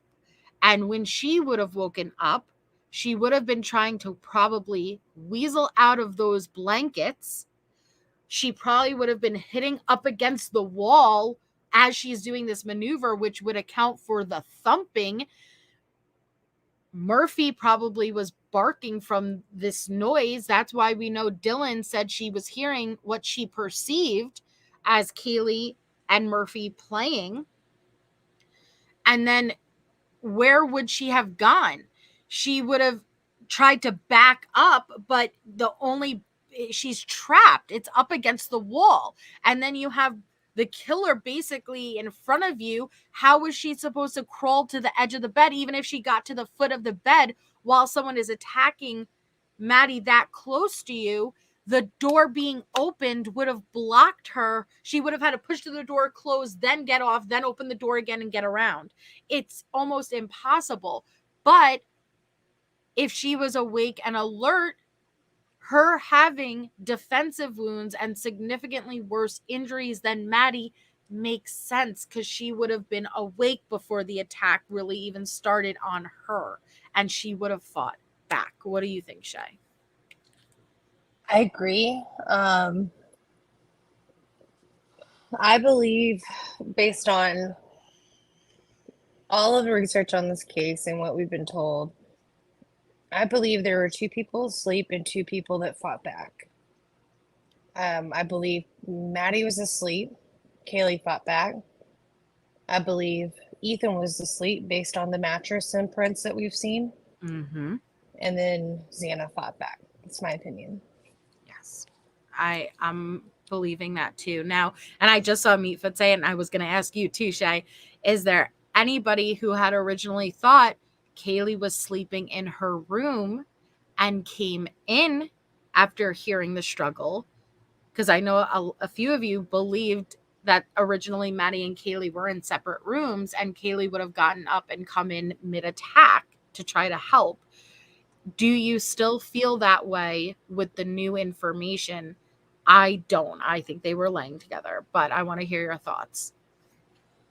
I am one that thought that she could have been in the other room, because I could not understand why she would leave Murphy by himself. Does it change my mind? I think, it opens my mind more. I can't say that I've let go of the other theory yet, but I'm open for more information. Right. It does seem, based on the explanation we've heard from the parents, very well could be she was sleeping in that room. However, that's coming from the parents. I don't know where they got the information from. I don't know if it came from law enforcement, if I'm assuming maybe it would have been the coroner. So I'm still open. Now let's play devil's advocate here, and let's go with the theory that they were sleeping in separate bedrooms. Okay. Let's go with that theory. And Kaylee walked in. How would Kaylee get to that back corner of the bed? Sitting up against the wall, slumped over. You know what I mean? Hi, Rebellious Rose. Because, like, No. if it was, like, maybe slumped over the foot of the bed and she was kind of, like, somewhat on the bed, okay, that could indicate that she was standing at one point and then, like, fell over. But if it's that back corner, how would she even get there? Hold on, Amanda wants us to read her. I still think Maddie was the target and Kaylee went in to help her. Hold on, I'm scrolling up. I don't see a comment. Up, okay, this one? Yeah. But then, okay, Meatfoot, then if that's the case, how would you think that, and if you want to come up, I could drop the link, but how would you think that Kaylee, if she came in mid-attack, there's another comment? Hold on, then I didn't see it. Hold on.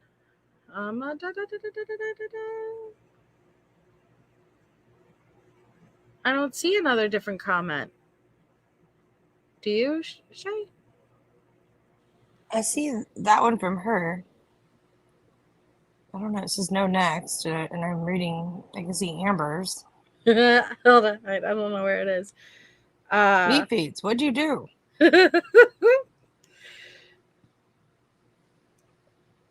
Here, I'll just. I think that if, say, she did come in, okay, what if there was a fight with her being up against the wall. What if she crawled back up against the wall to hold herself up? I don't know. It's hard for my mind to go there. It is hard. And I don't want to disrespect the victims, but Yeah.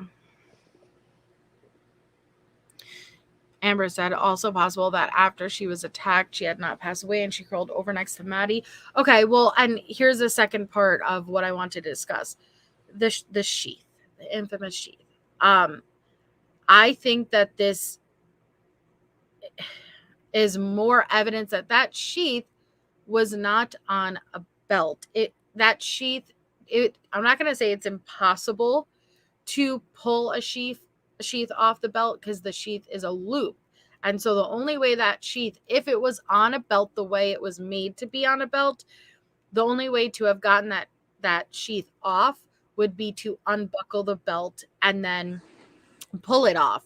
I think the fact that we know Kaylee fought and she was in that back corner, there was a struggle, is more indicative that the killer was either holding the sheath or the sheath was in a pocket. And I think that the killer leaned over Maddie to get to Kaylee. And she clearly, there was a lot of movements. It was very, actually, it's not called static. It's called something else, like the same, they use it with Gannon also, but it was very eventful. There would have been a lot of moves, and even if it was in his pocket or holding it during that struggle, it would make sense that it would fall out. But I do not believe that sheath was ever on the belt via the loop. Hi, Meat Fates. I agree. Hi. Hey, We don't Meaty. see a comment. I said it twice. I don't know what's going on. I have my phone up too. Like I'm not like in the back chat of comments. I don't know what it is. Are you guys on all messages? Yes. We don't have that on StreamYard. We don't have that on StreamYard. I'm not on StreamYard. I have my phone okay. up. I'm on my iPad right now. Okay. I just see all messages on StreamYard. Just to play like devil's advocate here. Mm-hmm. What if Maddie was sleeping? Kaylee came in, like say he was on top of Maddie. Okay.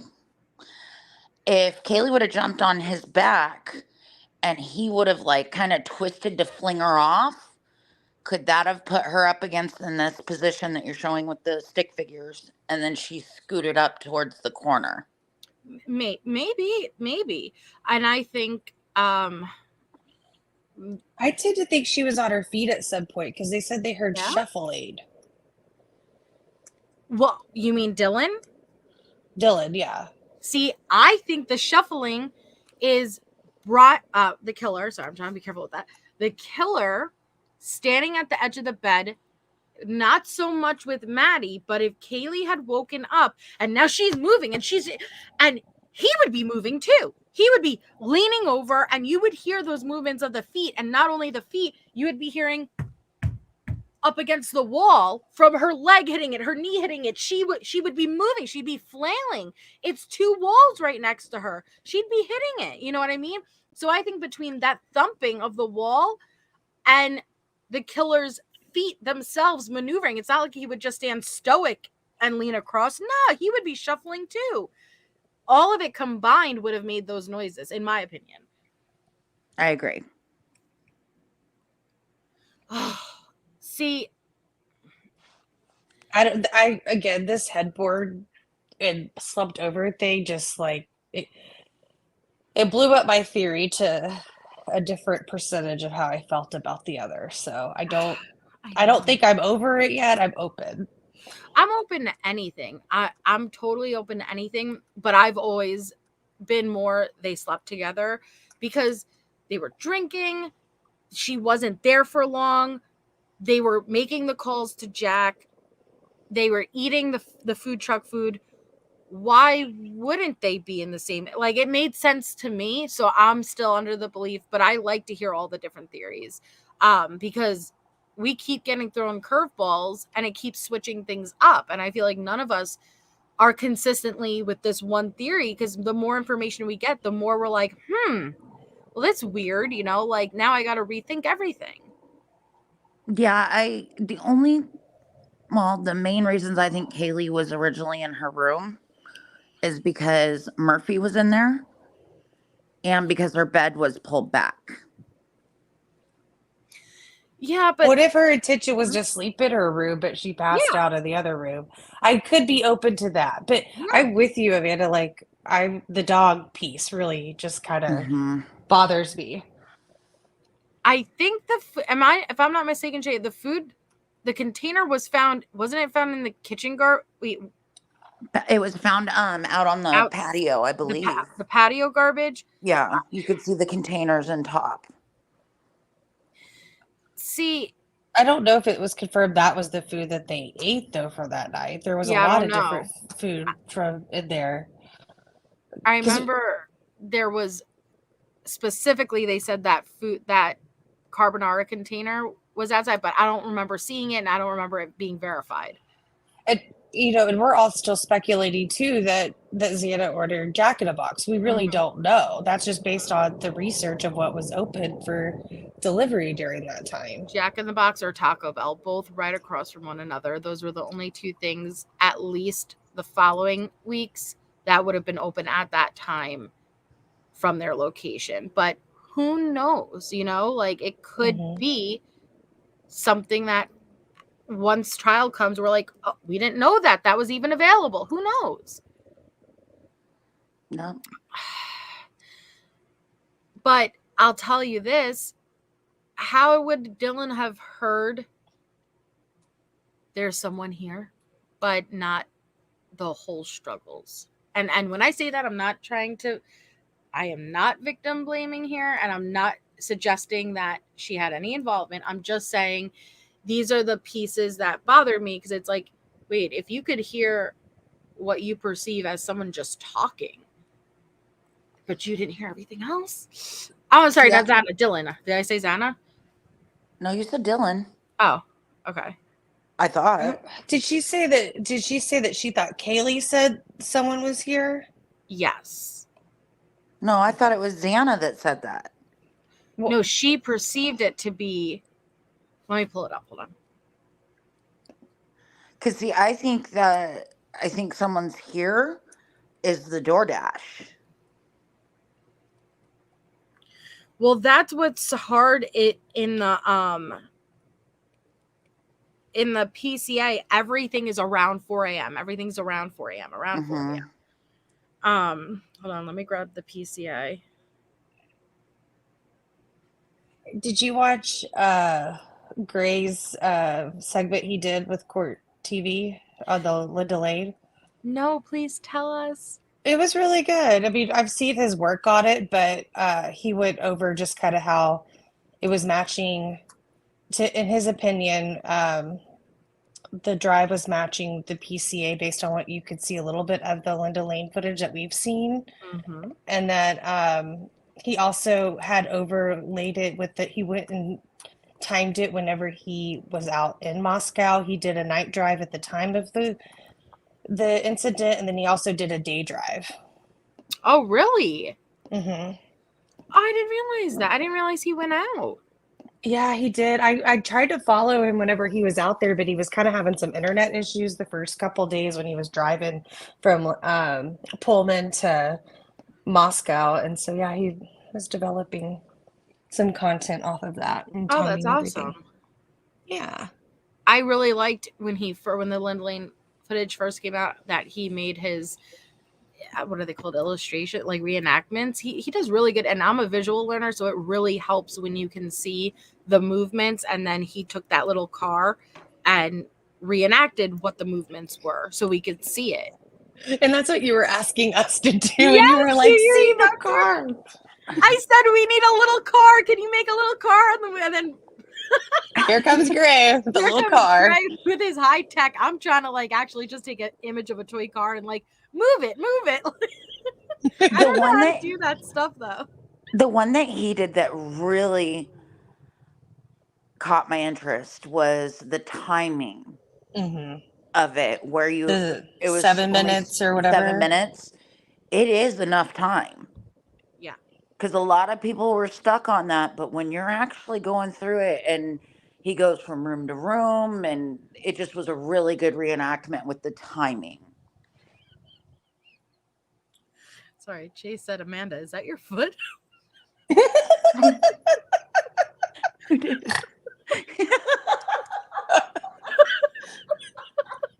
Yes, it is. She is a foot. It's meat foot. Meat foot isn't called meat foot for no reason. She had an accident and a chunk of meat was taken out of her foot. So that's why we call her meat foot. Which sounds horrible, but we love her. I almost died. You did, and I'm so sorry, but I did find her flesh, okay? Okay, so me being Gross. being the weird person that I am, as soon as it happened and I had my phone, I took a picture of this injury. Like, and While you're bleeding out. I'm bleeding out because I'm on blood thinners and I cut an artery. And so I snapped this picture and then literally almost pass out. So a couple days after that, when I was finally coming back around, I sent Melissa the picture. And she immediately comes back and circles this. And she goes, "Is this your flesh?" And that was I'm kind like, of the beginning of our friendship. That was it really was. You were the finder And you were of my like, flesh. oh my God. And I'm like, it is. Because you know me, I zoomed up all in that and I started looking. The ER doctor even said, well, there's probably still a piece of flesh on your deck.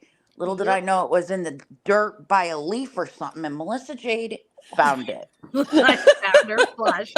And that's the beginning of our friendship. But you legit could see a piece of flesh in the dirt. And I was like, what is that?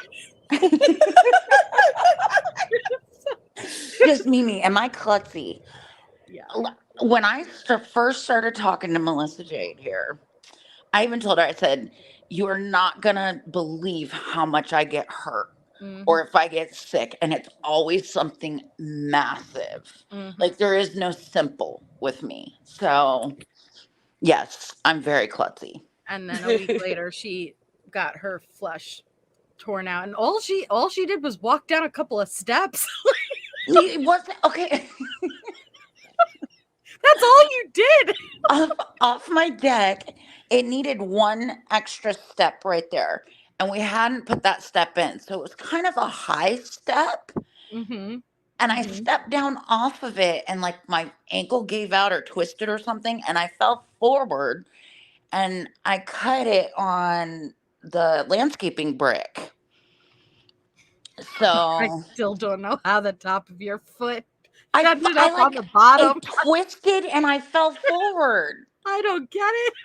Oh my gosh. I'm gonna have Gray do a reenactment. Yeah, for please you. do. Because a simple paper cut with meat foot turned into, I was like, oh yeah, paper cut suck. And she's like, I once got a paper cut in my eye and it turned into sepsis. Dude, I got a paper cut across my eyeball. I was like, oh my God. How? It's a paper cut. Jesus. Gosh, that's so bizarre. Yeah, she's just. Dude, when your doctors always bring in a camera when it comes to you, they're like, yeah, Amanda's here. Let's see what she's got today. Yeah. So yes, Chase, long story. Yes, that is her foot. Yes. But that's why her name is Meat Foot. So sorry. See, but I'm sending healing thoughts to your foot. There's a big rope around my foot though. Yeah, because that's a leash. Yeah. I'm not allowed to go anywhere except Melissa's channel. Lies. Aren't they so cute? It's my daughter's newest thing, Stars Align, is she loves those damn nails, but they have to be very particular. And I think they're really pretty, and she picked them out. Did you see where Gray's donations identify? Oh no, that's awesome, just Mimi. That is awesome. I didn't. Did you guys see that? Graves Donations identified another victim. No, I didn't. That's awesome. Awesome. I didn't. Okay, that's really That's great cool. news. Yes. Okay. So it says Sorry. Dylan. No, you're fine. So it says Dylan stated she originally went to sleep in her bedroom on the second floor. Dylan stated she was awoken at approximately, and when we looked into it, they said approximately in legal terms is within a 15-minute window. So it could be before or after. She was awoken approximately at 4 a.m. by what she stated sounded like Gonsalves Kaylee playing with her dog in one of the upstairs bedrooms, which were located on the third floor. I'm inclined, like I said, to believe that was already the struggle happening in the attack. And I think Murphy in the other room was barking from hearing and sensing what was going on. A short time later, Dylan said she heard who she thought was Kaylee say something to the effect of, "There's someone here," which honestly, if she woke up with Maddie being attacked, she may have said, "There's someone here, there's someone here." You know, like, how many times have you woken up really quickly and you don't even know what year it is? I can't imagine also being under the influence, passing out, and then waking up in a dark room with your best friend next to you being attacked. You don't know who that is standing there. Your brain can't process that quickly. You know, like your brain isn't processing, "Oh, I'm being attacked right now." Your brain goes to crazy things. So I think it's possible, and I'm interested why, if she said she perceived it as Kaylee, it was clearly more of a feminine voice than masculine. Because she could have said Ethan. If she heard it to be male, she would have most likely said Ethan. But she said she perceived it to be Kaylee saying something to the effect of, "There's someone here." And then it says a review of records of Xana's phone show that it could have been Xana who said that, because she was likely awake and using TikTok around 4:12 a.m. Thoughts? I could still see it being Kaylee. Maybe she's trying to forewarn the house, Yeah. but perhaps Xana didn't hear her, because I was trying to come into like my thoughts about like why the killer ended up in Xana and we're in Xana's Yes. room. Yes. And I thought that maybe like, what if Xana went to the bathroom and that door was open and he saw that and walked in there, like light coming from the room, and maybe took out Ethan, and then Xana came in. So perhaps it really was Kaylee that said that, Yes. but really Dylan could hear it because she's below that room. Mm-hmm. Well, and then as you see in this next paragraph, it says Dylan stated she looked out her bedroom, but she did not see anything when she heard the comment about "there's someone here" in the house. And Dylan stated that she opened her door a second time when she heard what she thought was crying from Xana's room.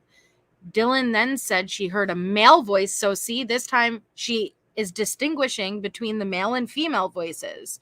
She heard a male voice say something to the effect of, "It's okay, I'm going to help you." So I'm still kind of bouncing off my original theory of it was Kaylee and Maddie first. And going downstairs, I think Xana was awake. And I think they crossed paths. Whether it was the DoorDash, whether she was going to the kitchen to throw it out, I think Ethan was asleep. And she was awake. And that when they crossed paths, Xana runs back to go to her room. She didn't know who this is.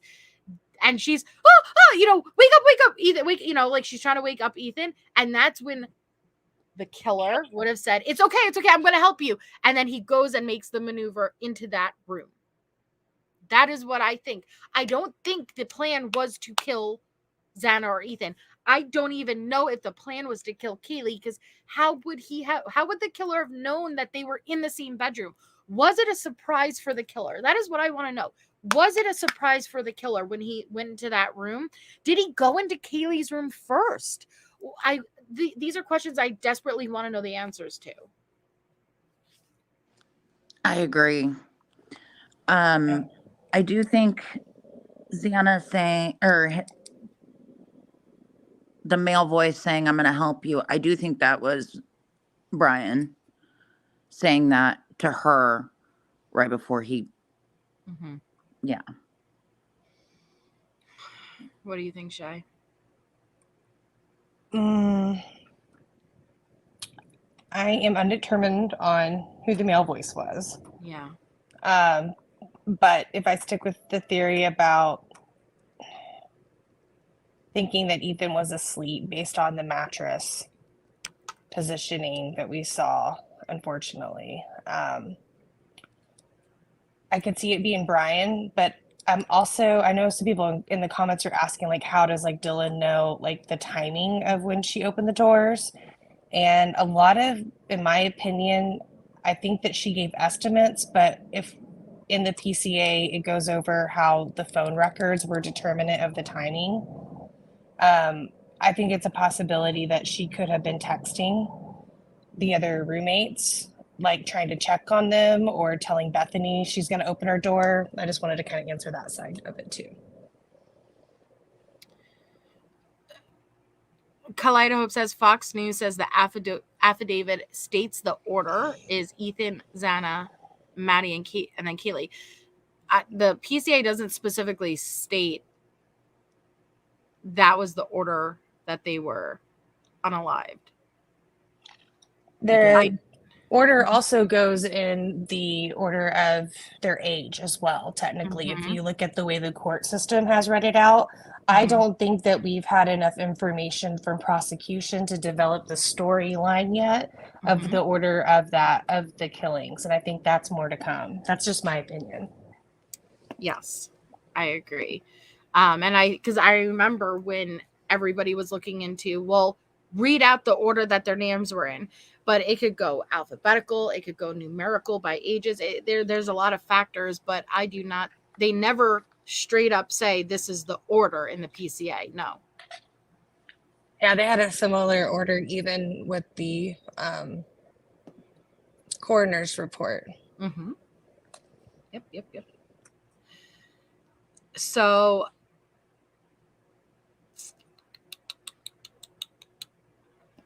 this is one of the newest document drops, which is the order to seal and redact. And this is for TikTok. And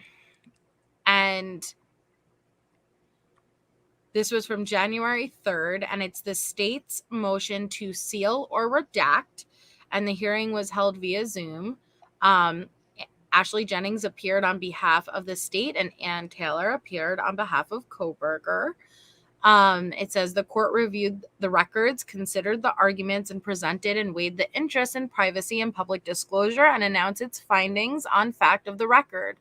The court finds it necessary to seal in part and redact the record related to the search warrant for the following reasons. 1, the documents contain highly intimate facts or statements, the publication of which would be highly objectionable to a reasonable person, and 2, that the documents contain facts or statements that might threaten or endanger the life or safety of individuals.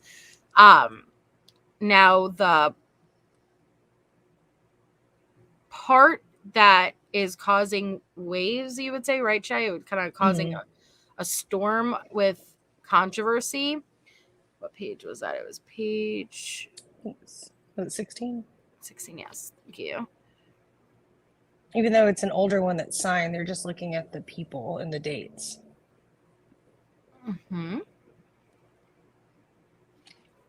I also wrote you a list of kind of what came out of the hearing and the Dropbox kind of data stuff too. That's kind of interesting as well. Yeah, so you could just tell us. I don't have to read. You could please, anything you want to tell us, please do.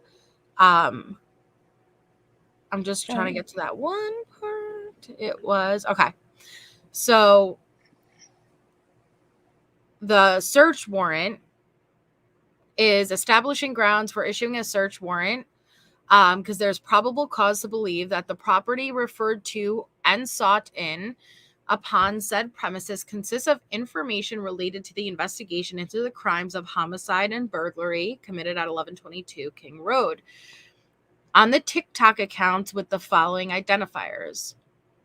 Ethan's from June 1st, 2022 to November 14th, 2022. Dylan Mortenson's TikTok, June 1st to present. And Bethany's, June 1st to present. The question is, and what people are wondering, why those three? There's 4 victims and 2 survivors. Yet this is only referring to one victim's TikTok, the one who did not live there, and the 2 survivors. Do you guys have any thoughts with that? Yeah, the dates are also interesting too. So Ethan's would be the next day when he was found. And then the girls is to present. So based on just kind of what I've heard in legal analyst and just some thoughts I had as well, were if they're trying to like cover all the bases here, like we can't just look at the 3 female victims as being potentials to be stalked, but also like what if the killer themselves was following these other 3, and what if they unfollowed? What if they're looking at like different consistencies in activity, things like that? That's just kind of one of the things that I thought was a little bit interesting about it too. It's very interesting. Now, my question would be, why wouldn't they just do all though? Like, why specifically Ethan and Dylan and Bethany? I think they do have them for the others. They do? I believe so, yeah. But it's more so that this one's targeted just for these 3. So Now, see, I heard that this was just extending dates because the other ones were going to expire. yeah, it is. But it's again, the way they're grouped, I think, is what has people kind of like going back and like revisiting. Because a lot of, remember, these order to seals, they were redacted seals, they were kind of coming out in a cluster. Yes. And it was tons and tons and tons of pages. But these, I believe, may have been unsealed for a moment and then resealed, if I'm correct. Which I'm telling you, you know, like we live in a different age now, and social media is taking the spotlight in a lot of these current cases. Because back in the day with the Richard Ramirez's and the BTKs, and you would have to physically stalk, you know, and it was a different type of tracking the killer down. Now you could stalk in the comfort of your own home, you know, and social media is going to continue to play a bigger and bigger role in these cases moving forward. Now, it's crazy that they can't just get a warrant for their accounts, period. No, they have to get specific warrants for specific dates and times. They can't just say, hey, give me their TikTok account. No, they have to, even to get this warrant approved, they have to have good belief that there's something within there that would give information that would contribute to their investigation. And so I'm focusing on the dates, June to November, and I'm waiting for somebody to kind of pop up with an event that maybe occurred. So in what we have been told is in June would have been when Brian had moved to the area. I thought it was August. No, he got pulled over in August at one point, but I believe he was there by June. Okay. Because remember, he went to the pool party Okay. things like that. So if anything, this may stand on the grounds. Yes, they had warrants for the other victims, but perhaps this is looking at when we talk about target, like a lot of people are just thinking like, what do you mean the house is targeted? This kind of goes under the house per se being targeted to me, like that category rather than the individual being able to cover all the bases here. But I think that probably the most, like, some of the, interesting stuff is coming out of trial and then the partial disclosure of the IgG information. Yes. All right. So yeah, you want to give us those bullet points that you had talked to me about? Sure. Okay. So some of the stuff that, like, I was bullet pointing that came out of the trial. All right. What we know so far. So the defense is saying that they don't think that they'll be prepared until at earliest summer 2025. The judge didn't seem to be too enthused with that because, yeah, the victims needing justice. The trial could take anywhere from 12 to 15 weeks, which could be 2 to 3 months. Wow. Okay. That there's a possibility, or to be expected, maybe a change of county in motion for the trial. Which I think I expected that. Yeah. Ann Taylor quoted that, or I'm not going to quote her exactly, but along the line, she still doesn't understand how her client is the suspect according to the PCA.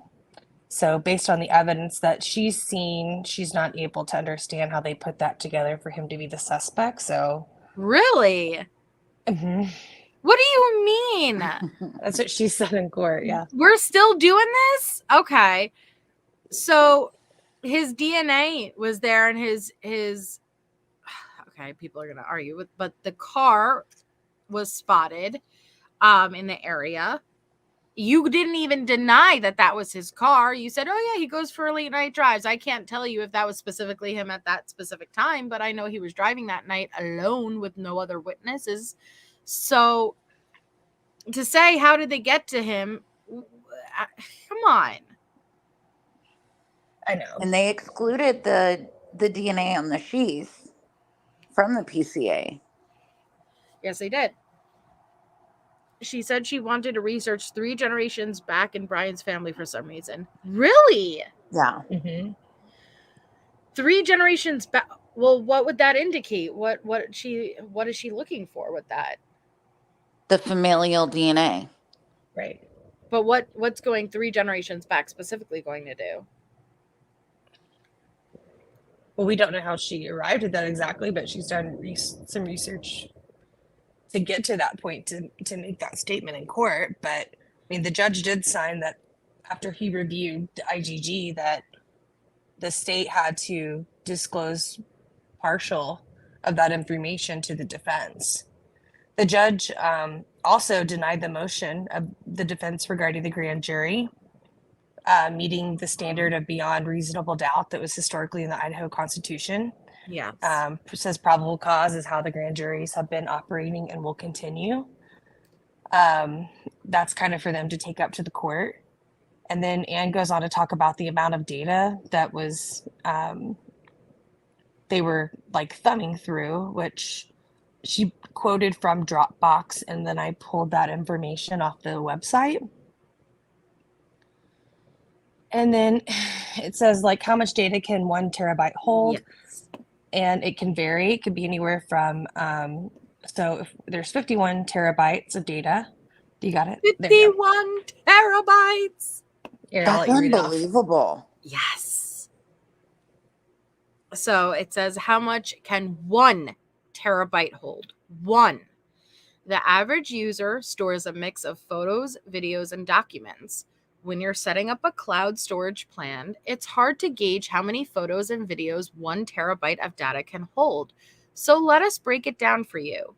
1 terabyte gives you the option of storing roughly 250,000 photos taken with a 12 MP camera, or 250 movies, or 500 hours of HD video, or 6.5 million document pages commonly stored as office files, PDFs, and presentations. It's also equal to 1,300 physical filing cabinets of paper and a whole lot lighter. There is 51 terabytes with this case. gosh damn. I think a lot of it is going to be video. Yes. I agree. The video. All the different angles at traffic signals and businesses, and I just think that's going to be the majority of it. And listen, they're going to, that doesn't mean it's all pertinent, relevant footage, but you have to include all of it. And a lot of times it is a tactic to swamp the other counsel with a bunch of information that they have to go through because they won't know what's pertinent and what's not. You have to go through all of it. That is a lot. 51 terabytes is a lot. Well, and didn't she even say there was like 9,000 tips that she had to go through? Yeah, it's overload of information. And most all those tips are nothing. But see, you have to go through it. Mm-hmm. You have to. You have to, yeah. But what I see is like, if you didn't do something, I'm not saying not going through all this information, but you'd be focusing on how to prove your defense, right? So say you were somewhere else at that time, a lot of that effort should be going through that, because if you genuinely didn't do it, you would know all of that information. I don't want to say is irrelevant. Of course it's going to be relevant when you're being accused and you need to go through it, but you would also know, well, it wasn't me, so I know at the end of the day it's not going to come back. Like there's got to be holes in there. What I think Anne is doing is focusing just on this because she would know that her client, in my opinion, is likely guilty. If you don't think Anne knows, she knows. You don't ask, but you know she knows. She's not stupid. Mm-hmm. And that's why it is about going through the 51 terabytes, because it's more about poking holes and creating reasonable doubt. Exactly. Yes. And also, I pulled up too, I was going over Alex's feedback from News Nation. Yes. Because I watched it on Friday. So apparently he was also like, I guess, live tweeting. Says like defense also is discussing the media coverage and its impact. Says the witnesses don't want to cover this trial because of what they have heard or because conflicts of interest, because these witnesses have already discussed the trial with the media. And says there could be more than 400 witnesses on their list to contact that have spoken to less than 10% of them. So the other stuff we kind of covered was about like the timing. Yeah, Thompson says, I am still concerned about the victims and their families. They have suffered for over a year with a lot of uncertainty, and that is painful. They need some closure in a timely fashion. Then the possibility of a change of venue. This case has national, if not international, attention. I don't think a change of venue will solve any of these problems, and the state's position on venue is that the case should be held here. The judge says he only wants to have one trial, so it doesn't come back. He is relying on counsel to get things ready. Prosecutor Thompson now says that Ann Taylor is not lying about the amount of evidence to comb through, and delays with the agencies to get their information together. Says if a trial is not ready by 2024, then it must be ready by summer 2025, given the aforementioned problems. That is a long time to wait. And I've seen other, like even defense attorneys too, I was kind of reading chat as well, also state that like it is common that the defense will receive everything and it's not categorized. Like you have to go through it yourself, just like the prosecution had. So I don't think that this is an anomaly of a situation. It's just a lot of data. And it's a burden of proof, on the prosecution to prove him guilty. Wow. Yeah, that's what you just said. Says there could be more than 400 witnesses on their list of contact, but have spoken to less than 10% of them. And all you need is that one witness, that one old lady, like well, that was more of debunking in my cousin Vinny, like you weren't wearing your glasses. But that is woof. this is going to be a very interesting trial. Whatever I'll say. A lot of it's like scheduling, so I think we're still waiting Yes. on the judge's written order on that. I was happier with the audio and video though. Mm-hmm. I was 'Cause too. It was horrible before. Yes. And it says there are still major hurdles ahead for both sides in terms of discovery and expert testimony.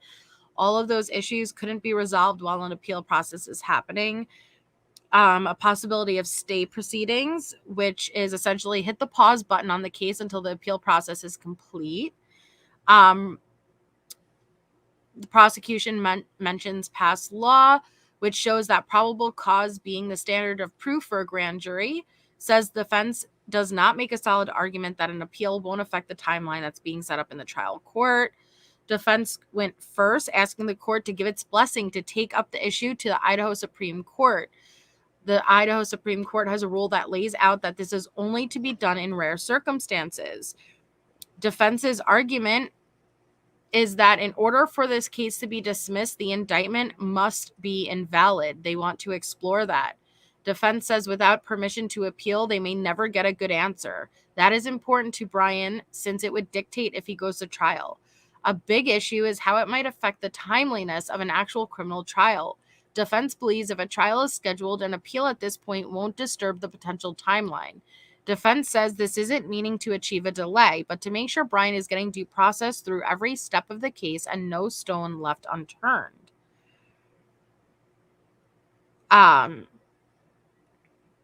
Judge says he is addressing reconsideration of the order denying the motion to dismiss indictment. The order is focused on the defense's claim of inaccurate instructions to the grand jury. Also, to be discussed is a potential appeal to that decision, which would stay the case. Brian was in the courtroom wearing a suit and tie. The judge also has a camera trained on him. Ashley and Elisa both have cameras on them. The way I recall seeing it was that it was like there was a camera behind the judge, and it looked like it was just looking out into the courtroom as a whole, and then there was a camera on the judge directly. Mm-hmm. That's how it should have always been, like that makes the most sense. A fixed camera. Yeah. Who is she with? Kaylee's mom. Who is that? Is that the brother? Oh, I was like, that doesn't look like Steve. I think it's the brother. He has really good hair. He does. He has gorgeous hair. The lawyer grew out his hair too.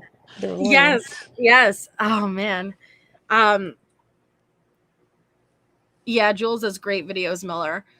It is going to be a huge trial. It's going to be a very, very, very huge trial, and it's multiple victims. This is, I just can't, I feel very sad with how long the families are going to have to wait. And because they're never going to, I pray that they could get a form of closure.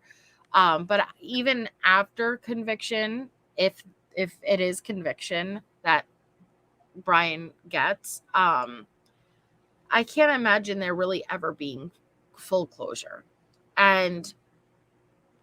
But in order to even start that process, you need to get there.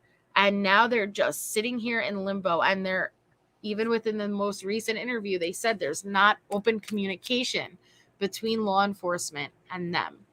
And I think very early on, specifically with Steve, there was some damage done from public speaking and things being let out.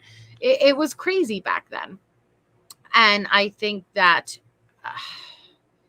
they buckled up and tightened moving forward to make sure that pertinent details weren't getting released, which, listen, that is important, because in order to have a fair trial, all of this information can't be out there. That's the truth. Like, if the end goal is for a fair trial and to get this person held accountable, this information can't get out there.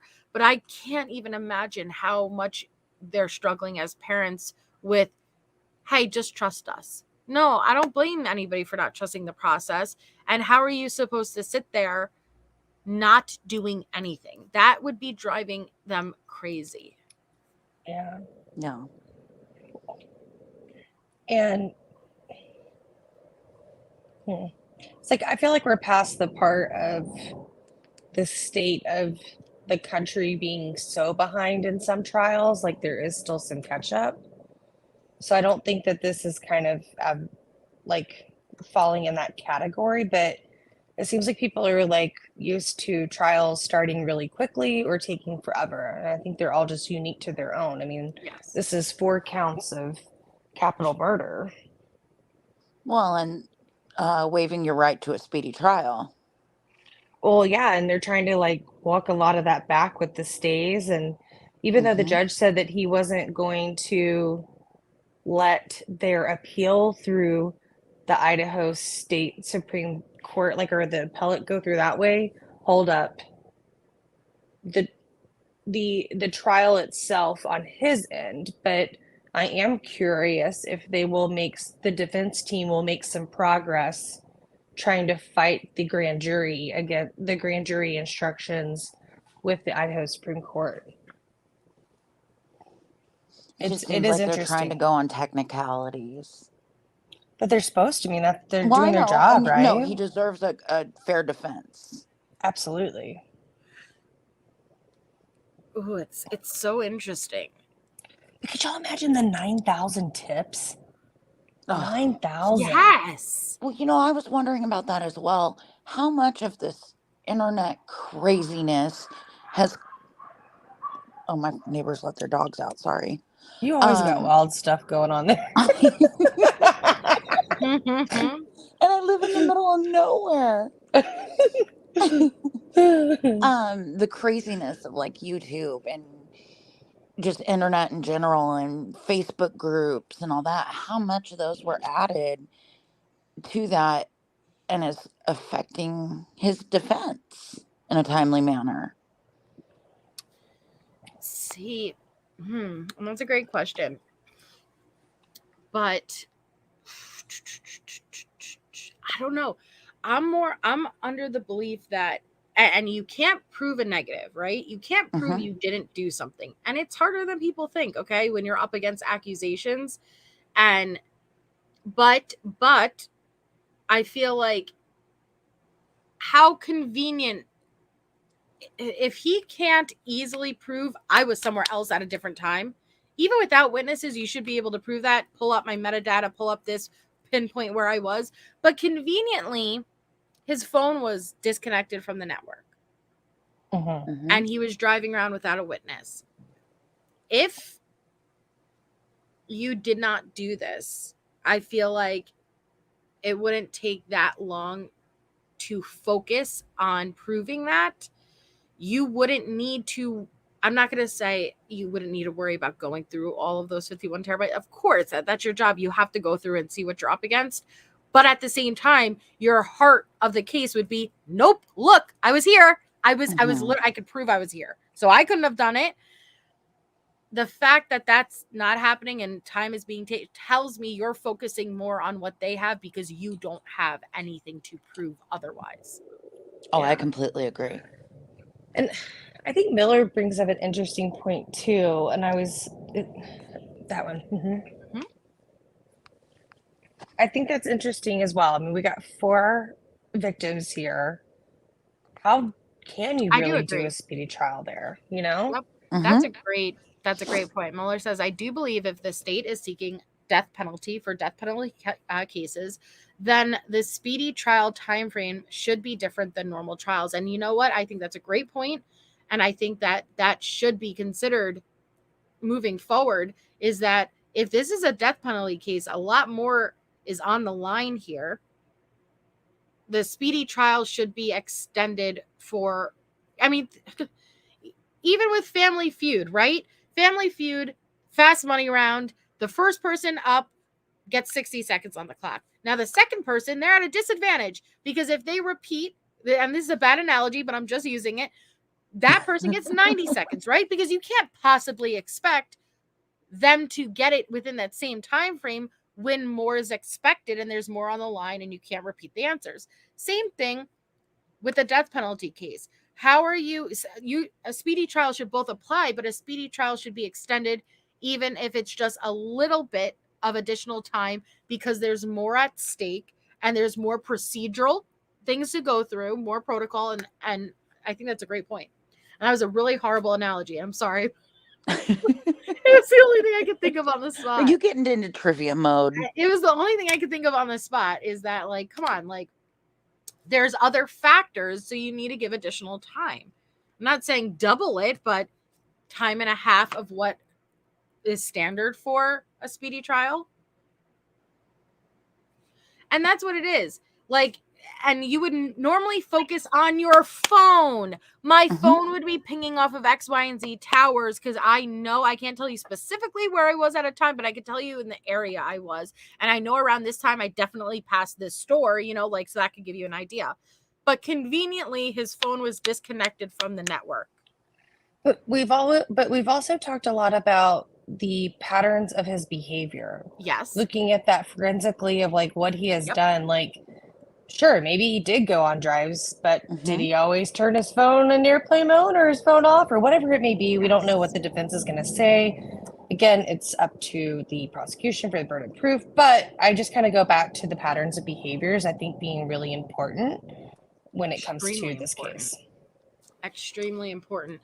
Was it unusual that he disconnected his phone from the network?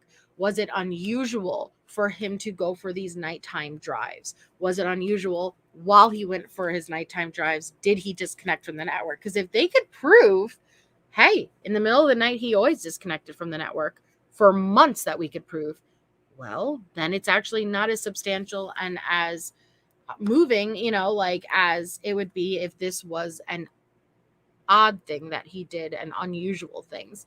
But yes, he did go, exactly, just Mimi, he did go and pinged around that location prior. And you know, I remember people were really frustrating me back then, because they're like, this isn't enough. You're gonna send in someone to death because they went for a nighttime drive, because they shut their phone off, because it happened, you know, that their DNA got on this. No, that's enough to arrest him, though. Like, my goodness, people need to understand the difference. It's not enough to convict him. This isn't the evidence to convict him. This was just enough to arrest him. And now, can you imagine what else is going to come out? I think there's going to be a lot more footage. I think they're going to pinpoint his exact route, and they're going to get footage.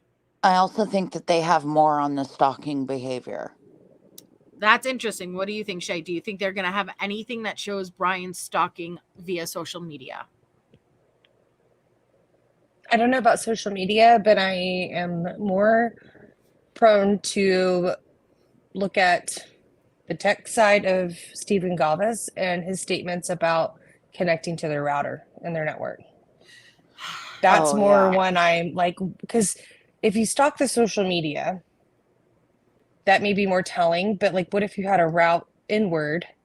Like, those are just different things I'm thinking about. Like, I don't know. I really do think he thinks he's the smartest one in the room. I mean, he wanted to do cloud forensics, and I kind of look at like all the things that were happening up in his life until this happened. Yes. And it seemed like things just weren't going his way. I could be wrong, but just based on what we know, it seems that way. And if you don't know what Shay's referring to, at a prior, I think that was a statement. Was that an interview or a statement that Steve said that?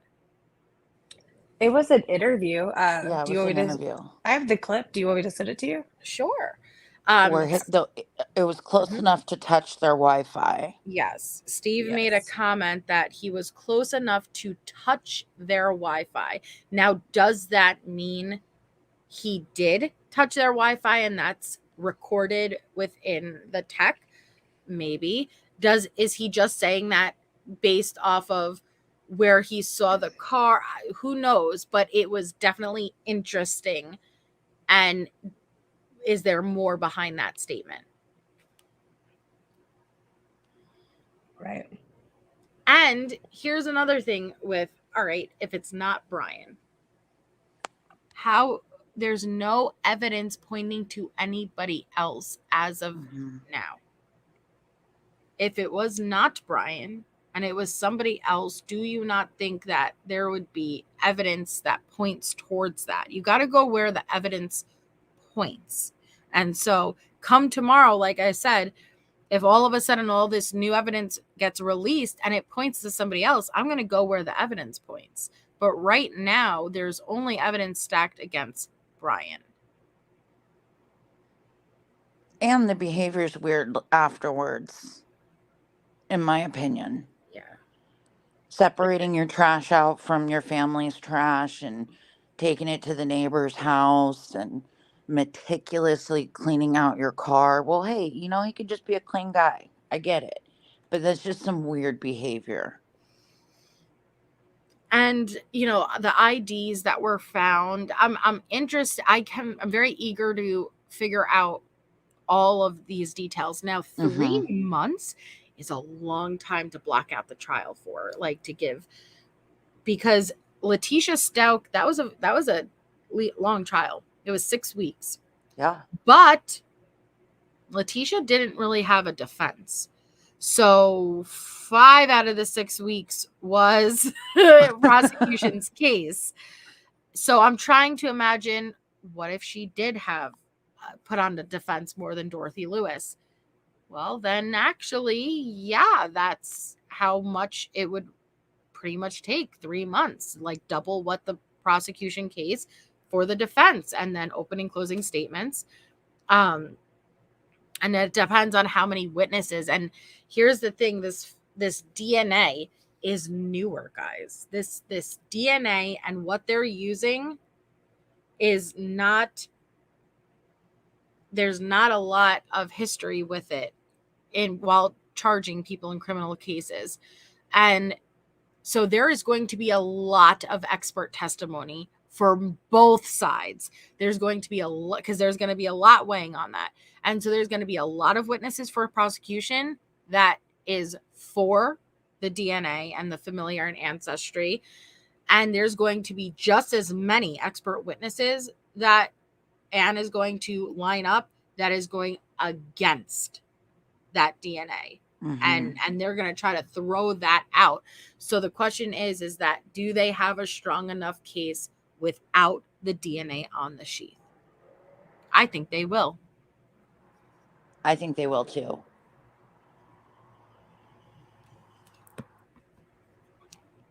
Yeah, how long was OJ's? Hold on. How long was OJ's? Yeah, I was trying to think of a comparison, like how long was Murdoch or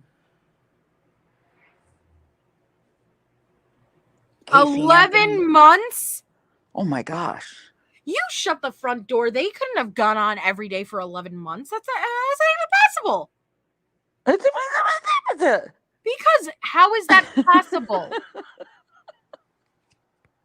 The trial spanned 11 months from November 9th, 1994 to October 3rd, 1995. What in the Elmer Fudd? During the trial, this one says lasted 8 months. So when they say span, it must have, I'm talking about in the courtroom, actual active trial. So it said,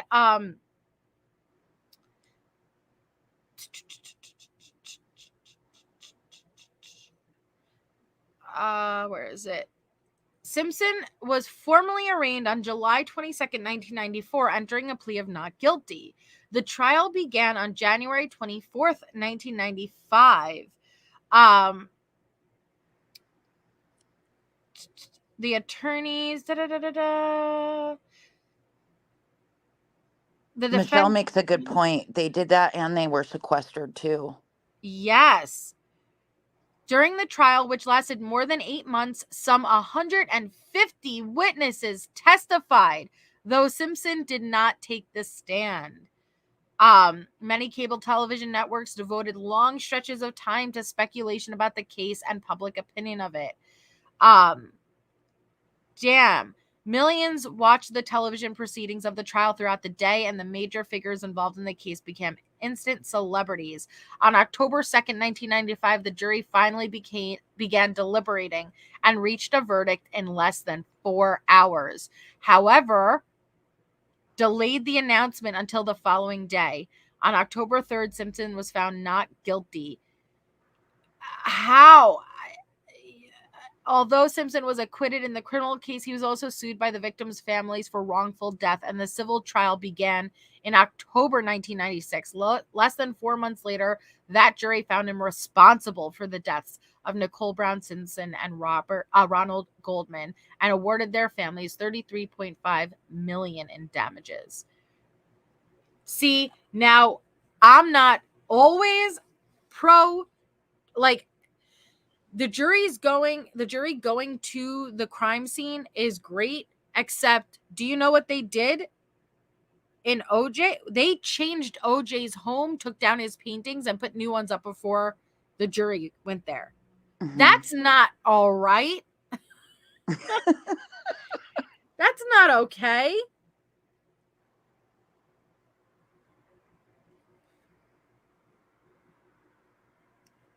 Hi, Just Me. I'm officially too. Thank you for being a member for 24 Wow. months. Thank you. Just Me. Wow, 2 years. Hi, Just Me. Wow. What? I don't know. Do it Just again. appropriate. I don't know if I can. Try it at least. Now there's too much pressure. I don't care. I don't even remember what I said. Shay. Don't drag Shay into this. What? I will get Chet. What? She said. What? Sorry, I was trying to find this video real quick. I have it saved in my Idaho folders. It's okay.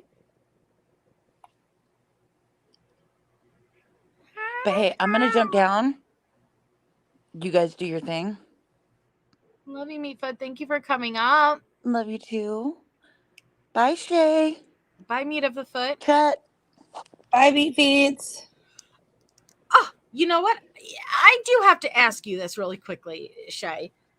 What do you think of Scott Peterson being taken on by the Innocence Project? What do I think about it? Yes. Sorry. Yes.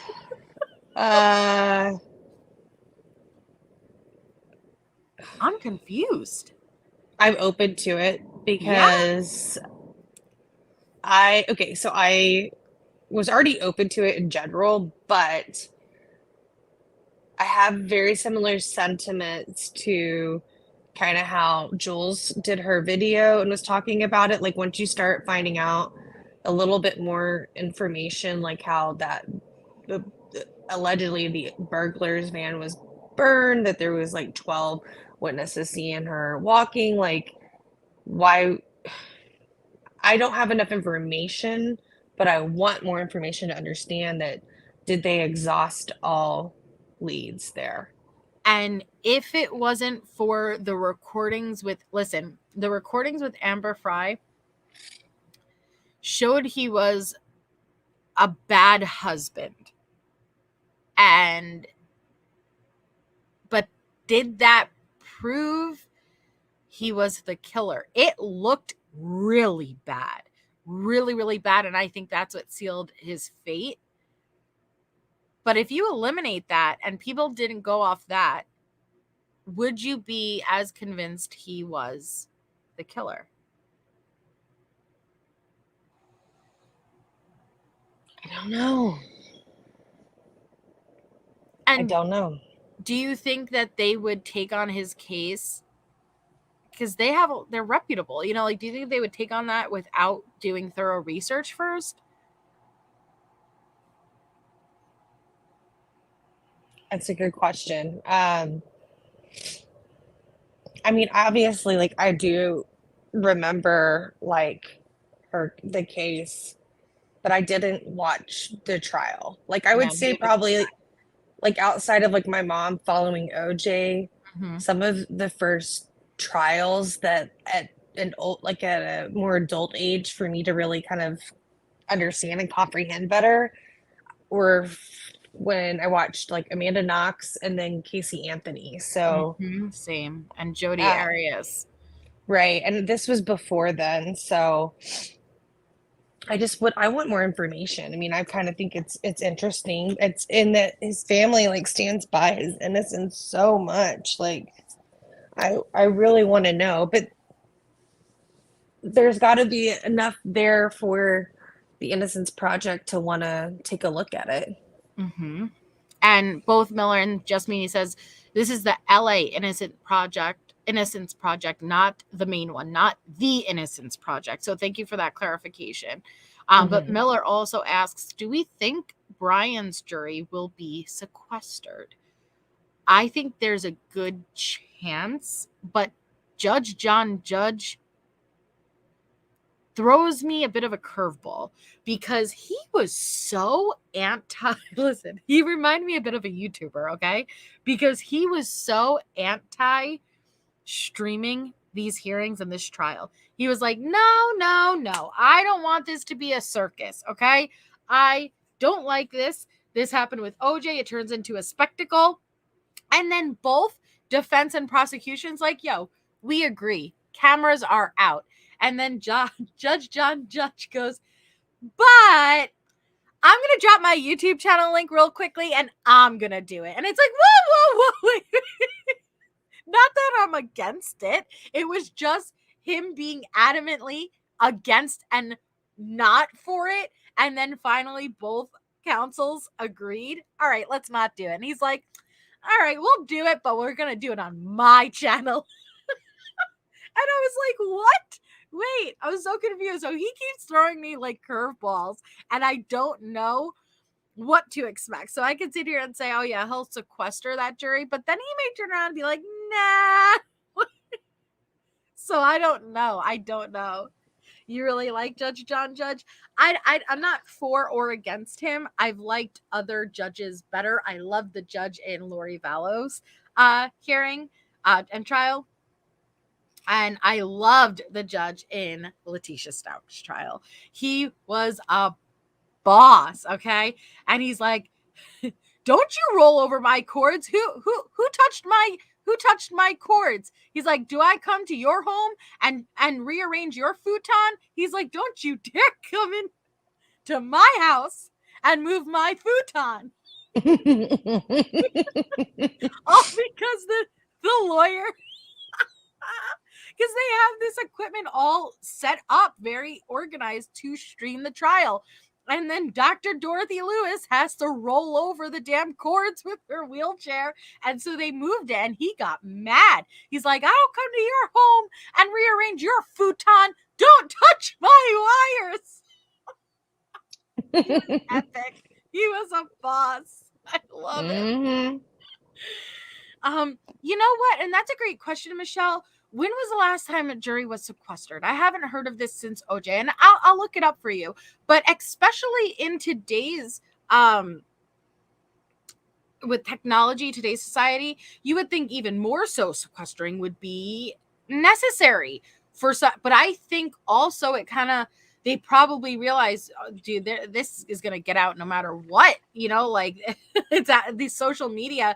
The word travels so fast; it takes nothing for it to get out. And so do they sequester as often?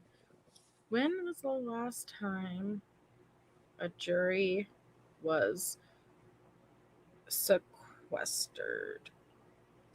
I sent you that interview with the timestamp of where to start.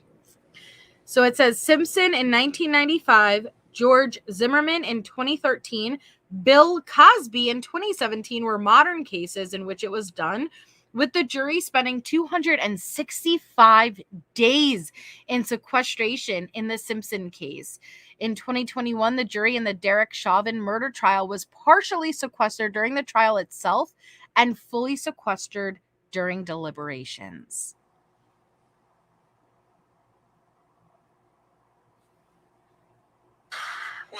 Okay, so let me pull that up. As they said, it's expensive. I don't know if they would sequester one, because I know they didn't for Lori Vallows. That's what I was going to say earlier, and you brought that up, and that was a very high-profile one. Yep. In the state of Idaho. Did I? Oh no, I didn't. Okay, hold on. Okay. That's the best timestamp of when he gets into it without you Thank having to go through the you. whole thing. You're welcome. But this is the one that was like it was out everywhere. People thought that the interview disappeared, but it didn't disappear. It was just on a local station. Yes. Okay. Perfect. Thank you for finding that. Mm-hmm. 46. That was just me kind of looking at the transcript. That's where I got that time from. Ah, brilliant. Here we go. Okay. So this is, Shay was so nice enough to find the part where Steve is on an interview and he explains how the killer was close enough to touch their Wi-Fi. Now, the question is he going off of information that he is privy to where Brian's phone pinged or touched their Wi-Fi, or is he mentioning this while referencing something else? So you give us your guys' opinions. And prior to like what the dialogue before this is, he talks about his daughter, and then they get into like the target of whether it being a person or the home. And then he states like, well, Ethan wasn't even supposed to be there. And so then he brings this up. Mhm. No problem. Ethan says, Chat, you're so awesome at finding this stuff. Thank you. She is very, very good at pulling all information. She's an amazing researcher. Thank you. Okay. So here, let's go. And it just feels like such rage to do that to somebody, to 4 people. Yeah, and that kind of just tells you who he was, because he wasn't tied to everyone in that room. Ethan wasn't supposed to even be there. And, from what Ethan went through, that this guy just wasn't a man of character. He was just poorly built. And, there isn't going to be some kind of connection that I would think that would explain this. You don't think there's going to be some kind of connection that will explain this? No, what kind would? I mean, like, my girl's bullying him, or, what kind of behavior could explain somebody being this brutal to another human being? I mean, he was probably obsessed with just their overall looks and their social media accounts and the fact that they were close, Makes you sick. It's sickening, I'm sure, to see the information that came out in the affidavit about how he had been by the house multiple times prior to the murders as well. I don't know if you guys knew that early on. Yeah, and close enough that he was touching their Wi-Fi. That his phone was touching their Wi-Fi. Yeah, so you know how close that is. If you've had a laptop, you walk out in your front yard, you're not going to get too far. So I don't think I saw that. Right there, which earlier on in this case, Steve was releasing a lot of information and little nuggets like that, where is this going off of information you were privy to? Where are you getting that from? But it did also get messy, and I don't blame Steve for that. I can't imagine how hard it was to be in these parents' situation.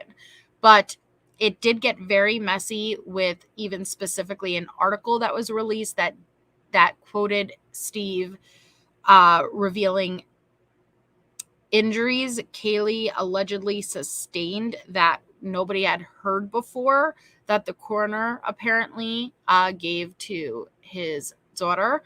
And then it was backtracked and it was pulled and it was retracted via the family, but the news source itself never retracted it. And if it was indeed not true or never stated, that they could get in a lot of trouble for that. And so when I say messy, it means there was a lot of information that did come out in nuggets like this. And I'm sure the families were overloaded. And thank you so much, Shay. They were overloaded with information. And so the question is, all right, is this coming from law enforcement? Is this coming from the coroner? Is this coming from people on social? Like, you're getting overloaded with information. I'm sure he was just trying to figure it out too. But it's very interesting because he specifically states that his phone was close enough to touch their Wi-Fi. Now he's not necessarily referring to the night of the murder, because if you're listening to the full context, she's asking him about the prior times Brian is pinging at their home. And that's when Steve responds, well, and not just going there, close enough to touch their Wi-Fi. So is he referring to even one of those times prior? What do you think, Shay? Yeah, that's how I took it. I mean, he does work for a tech company. I think, in my opinion, was looking into the aspects that he legally could and obtained. I think that this part's really telling, because especially whenever we look at some of the photos that were being released when they had the crime scene investigation there, even days after. Like, do you remember the photo, like, that looked like the projector on the wall? Mm-hmm. And like, I figured that would have been an easy way to kind of get into the system, kind of see what they're about, what they're doing. I don't know. I mean, it's an interesting way to look at it. I don't have that mindset, so I don't know how they would go about it, but I thought that may be a little bit cleaner in maybe this person's eyes, the way they were around, rather than following all the social media. But who knows? I mean, who knows? Maybe he thought he could delete everything himself, and then they're having to bring in FBI to do forensics on what has been deleted, or if it's him or whoever did it, you know? Mm-hmm. Well, even if he had a sister who lived nearby, which I didn't hear that, but no, he doesn't. That's not true. That would not account for him touching the Wi-Fi with his device at all. That was a rumor back then. It's not true. Mm-hmm. I can't even go into my backyard like without my Wi-Fi won't even hit my backyard. And so we're talking about very, very close. Yeah. Like, if I were to look on my phone right now, what's around me, it's like the closest homes close to me in my vicinity, you know? Yep. All right, And I felt oh, sorry, go ahead. I was just reading just Mimi's thing about his sisters, and I feel bad for his family, you know? I mean, didn't like one of his sisters have to leave her job because of the threats or something, apparently. I mean, this affects a lot of people's lives, so I mean, his family is feeling it too, so. And that's what I discuss a lot with doing my Letitia coverage. I feel like the family gets unnecessary hate. And listen, I've been responsible for it too. Like, I'll look at her family and I'll be like, oh, you know, like, but in reality, unless the family had involvement of any way, this is a loss for them too. And I can't imagine how hard those emotions would be to have to process.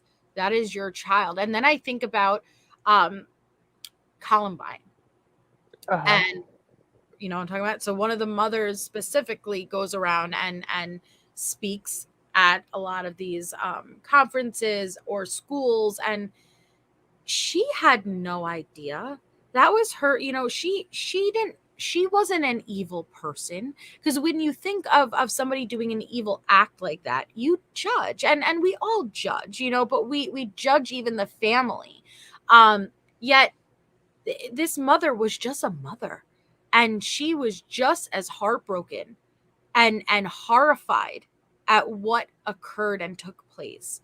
And just because somebody has done evil doesn't mean that the family has any involvement, and it's got to be very hard. And I feel like that's probably something that's not often discussed. That's why I really enjoy hearing from BTK's daughter.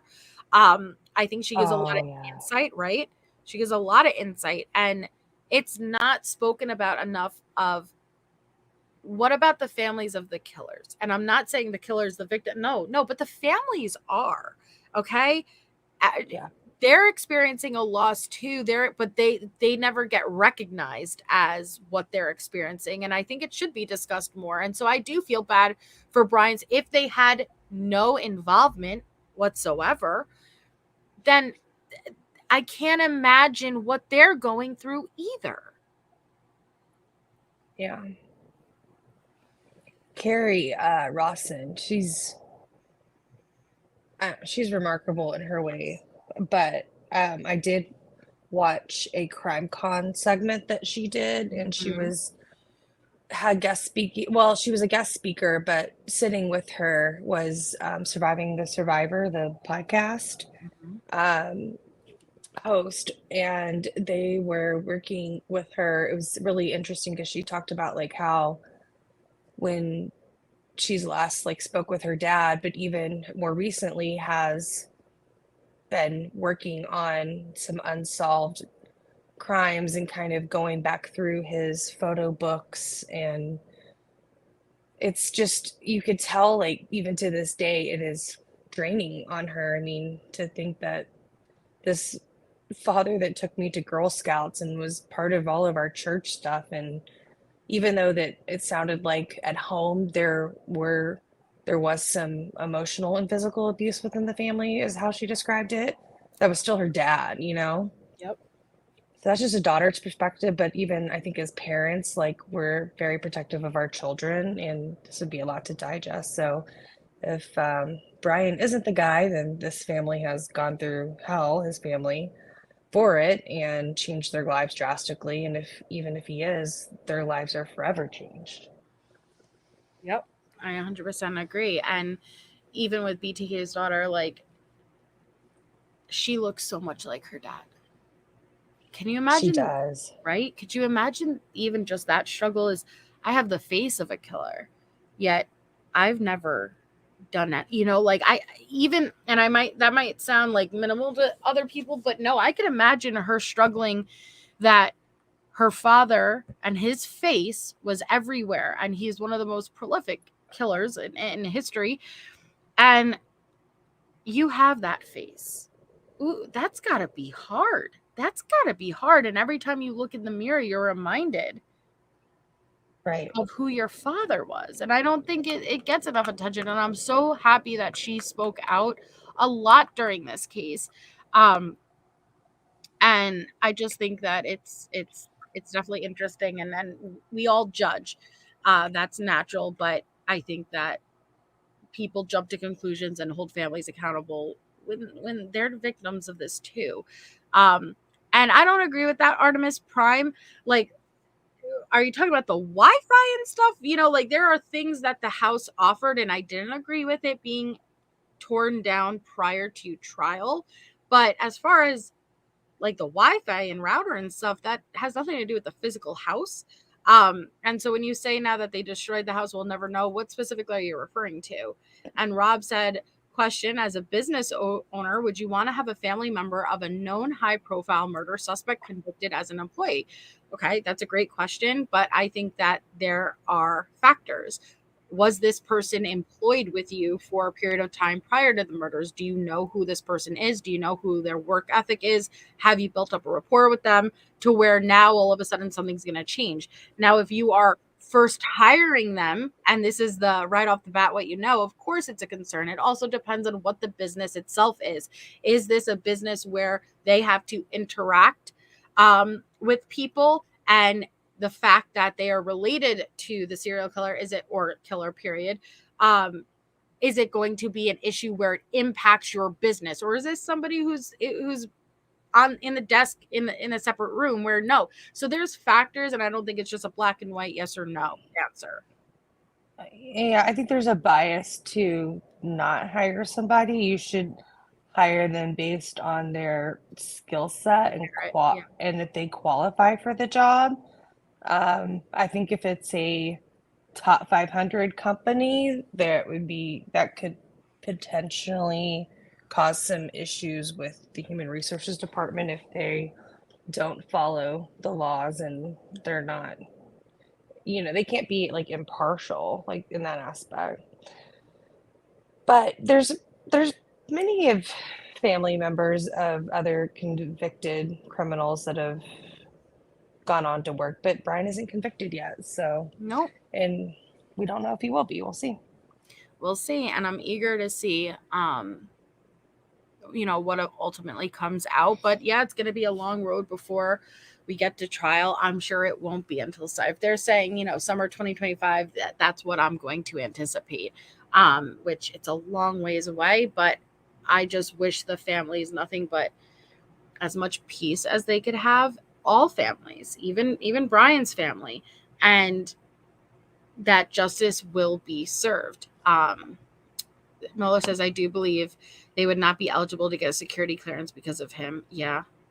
Just because they're related to a killer doesn't mean they're complicit. Exactly. So it's I'm telling you, watch I think it's Dylan Round's mom, the Columbine shooter, one of the Columbine shooters' moms, and she does amazing speeches, and it's really eye-opening to see, because she goes through the accounts of what happened that morning and how she said goodbye to her son, and it's kind of like, well, how was he like? Like, did you have any idea what he was about to do? And it's really eye-opening, at least as a fellow mom. I feel like it's going to pull on any parent, because you can see in her emotion, no, that was just her son, and he was in high school, and he just ran down the stairs and love you, ma, bye, and she had no idea what was about to occur. And no, she wasn't this horrible. And that's even what Ted Bundy was explaining on his last interview before he was executed, that you guys want me to say that, oh, I had this horrible childhood and I was abused and I did this. And no, you know what's warped my mind? Pornographic material and things like that. Not every killer was raised in a bad environment from parents who either abused them or neglected them. Sometimes it's just something internally. Yeah. I appreciate you coming on, Shay, and I've missed the bejesus out of you, and I can't imagine even discussing this case without having you on and discussing it with me. So thank you for coming on, and I missed you, and I want to keep doing it moving forward. Now, we're gonna start doing the conspiracy stuff on Sundays, which I'm loving, and I want to, not just do Letitia. I love my Letitia. I'm going to continue doing Tisha a couple of days a week until we get through the rest of the jail files and the calls. But I'd like to incorporate other cases in the mix and get back to how we used to do things. And so I would love for you to come on again. And thank you so much for coming up here tonight. Yeah, thank you for having me. And I'm going to jump down so say goodbye. Okay, love you, Shay. Mwah. Bye, Love Chet. Bye, guys. I had to get it in once. Chet. It's funny. Bye. Bye. And thank you, everybody in the chat. Thank you for anybody who had gifted memberships. I love the Members Only Monday. We're going to continue pushing forward with Members Only Monday. So I appreciate every single one of you who are here and support the channel. It means more to me than you can imagine. Tomorrow night, though, is Tuesday, and I think we're going to be doing trivia for Tuesday. So we will continue on Wednesday to do a Letitia episode, and then moving forward, it was supposed to be me, Shay, and Meatfoot who were going to do the Jody Arias rewind.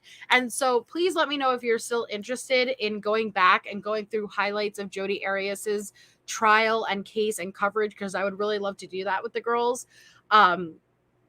Kind of similar to what we're doing with Letitia, because I think Jody Arias and Letitia have a lot of similarities, and Jody is a unique one. And so it's really, really interesting. And we could even kind of go back and kind of jump through Scott Peterson now that there's movements and developments and things are going to come up.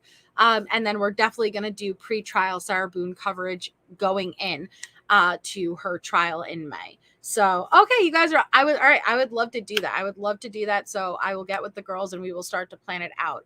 So thank you all so much for being here. I appreciate every single one of you. If you guys could hit the thumbs up on your way out, have a wonderful rest of your night. And I hope you guys will all be here tomorrow to have some fun, relax, play some trivia and games. And then we'll get back to Letitia on Wednesday. So have a wonderful night, and I'll talk to you guys all soon.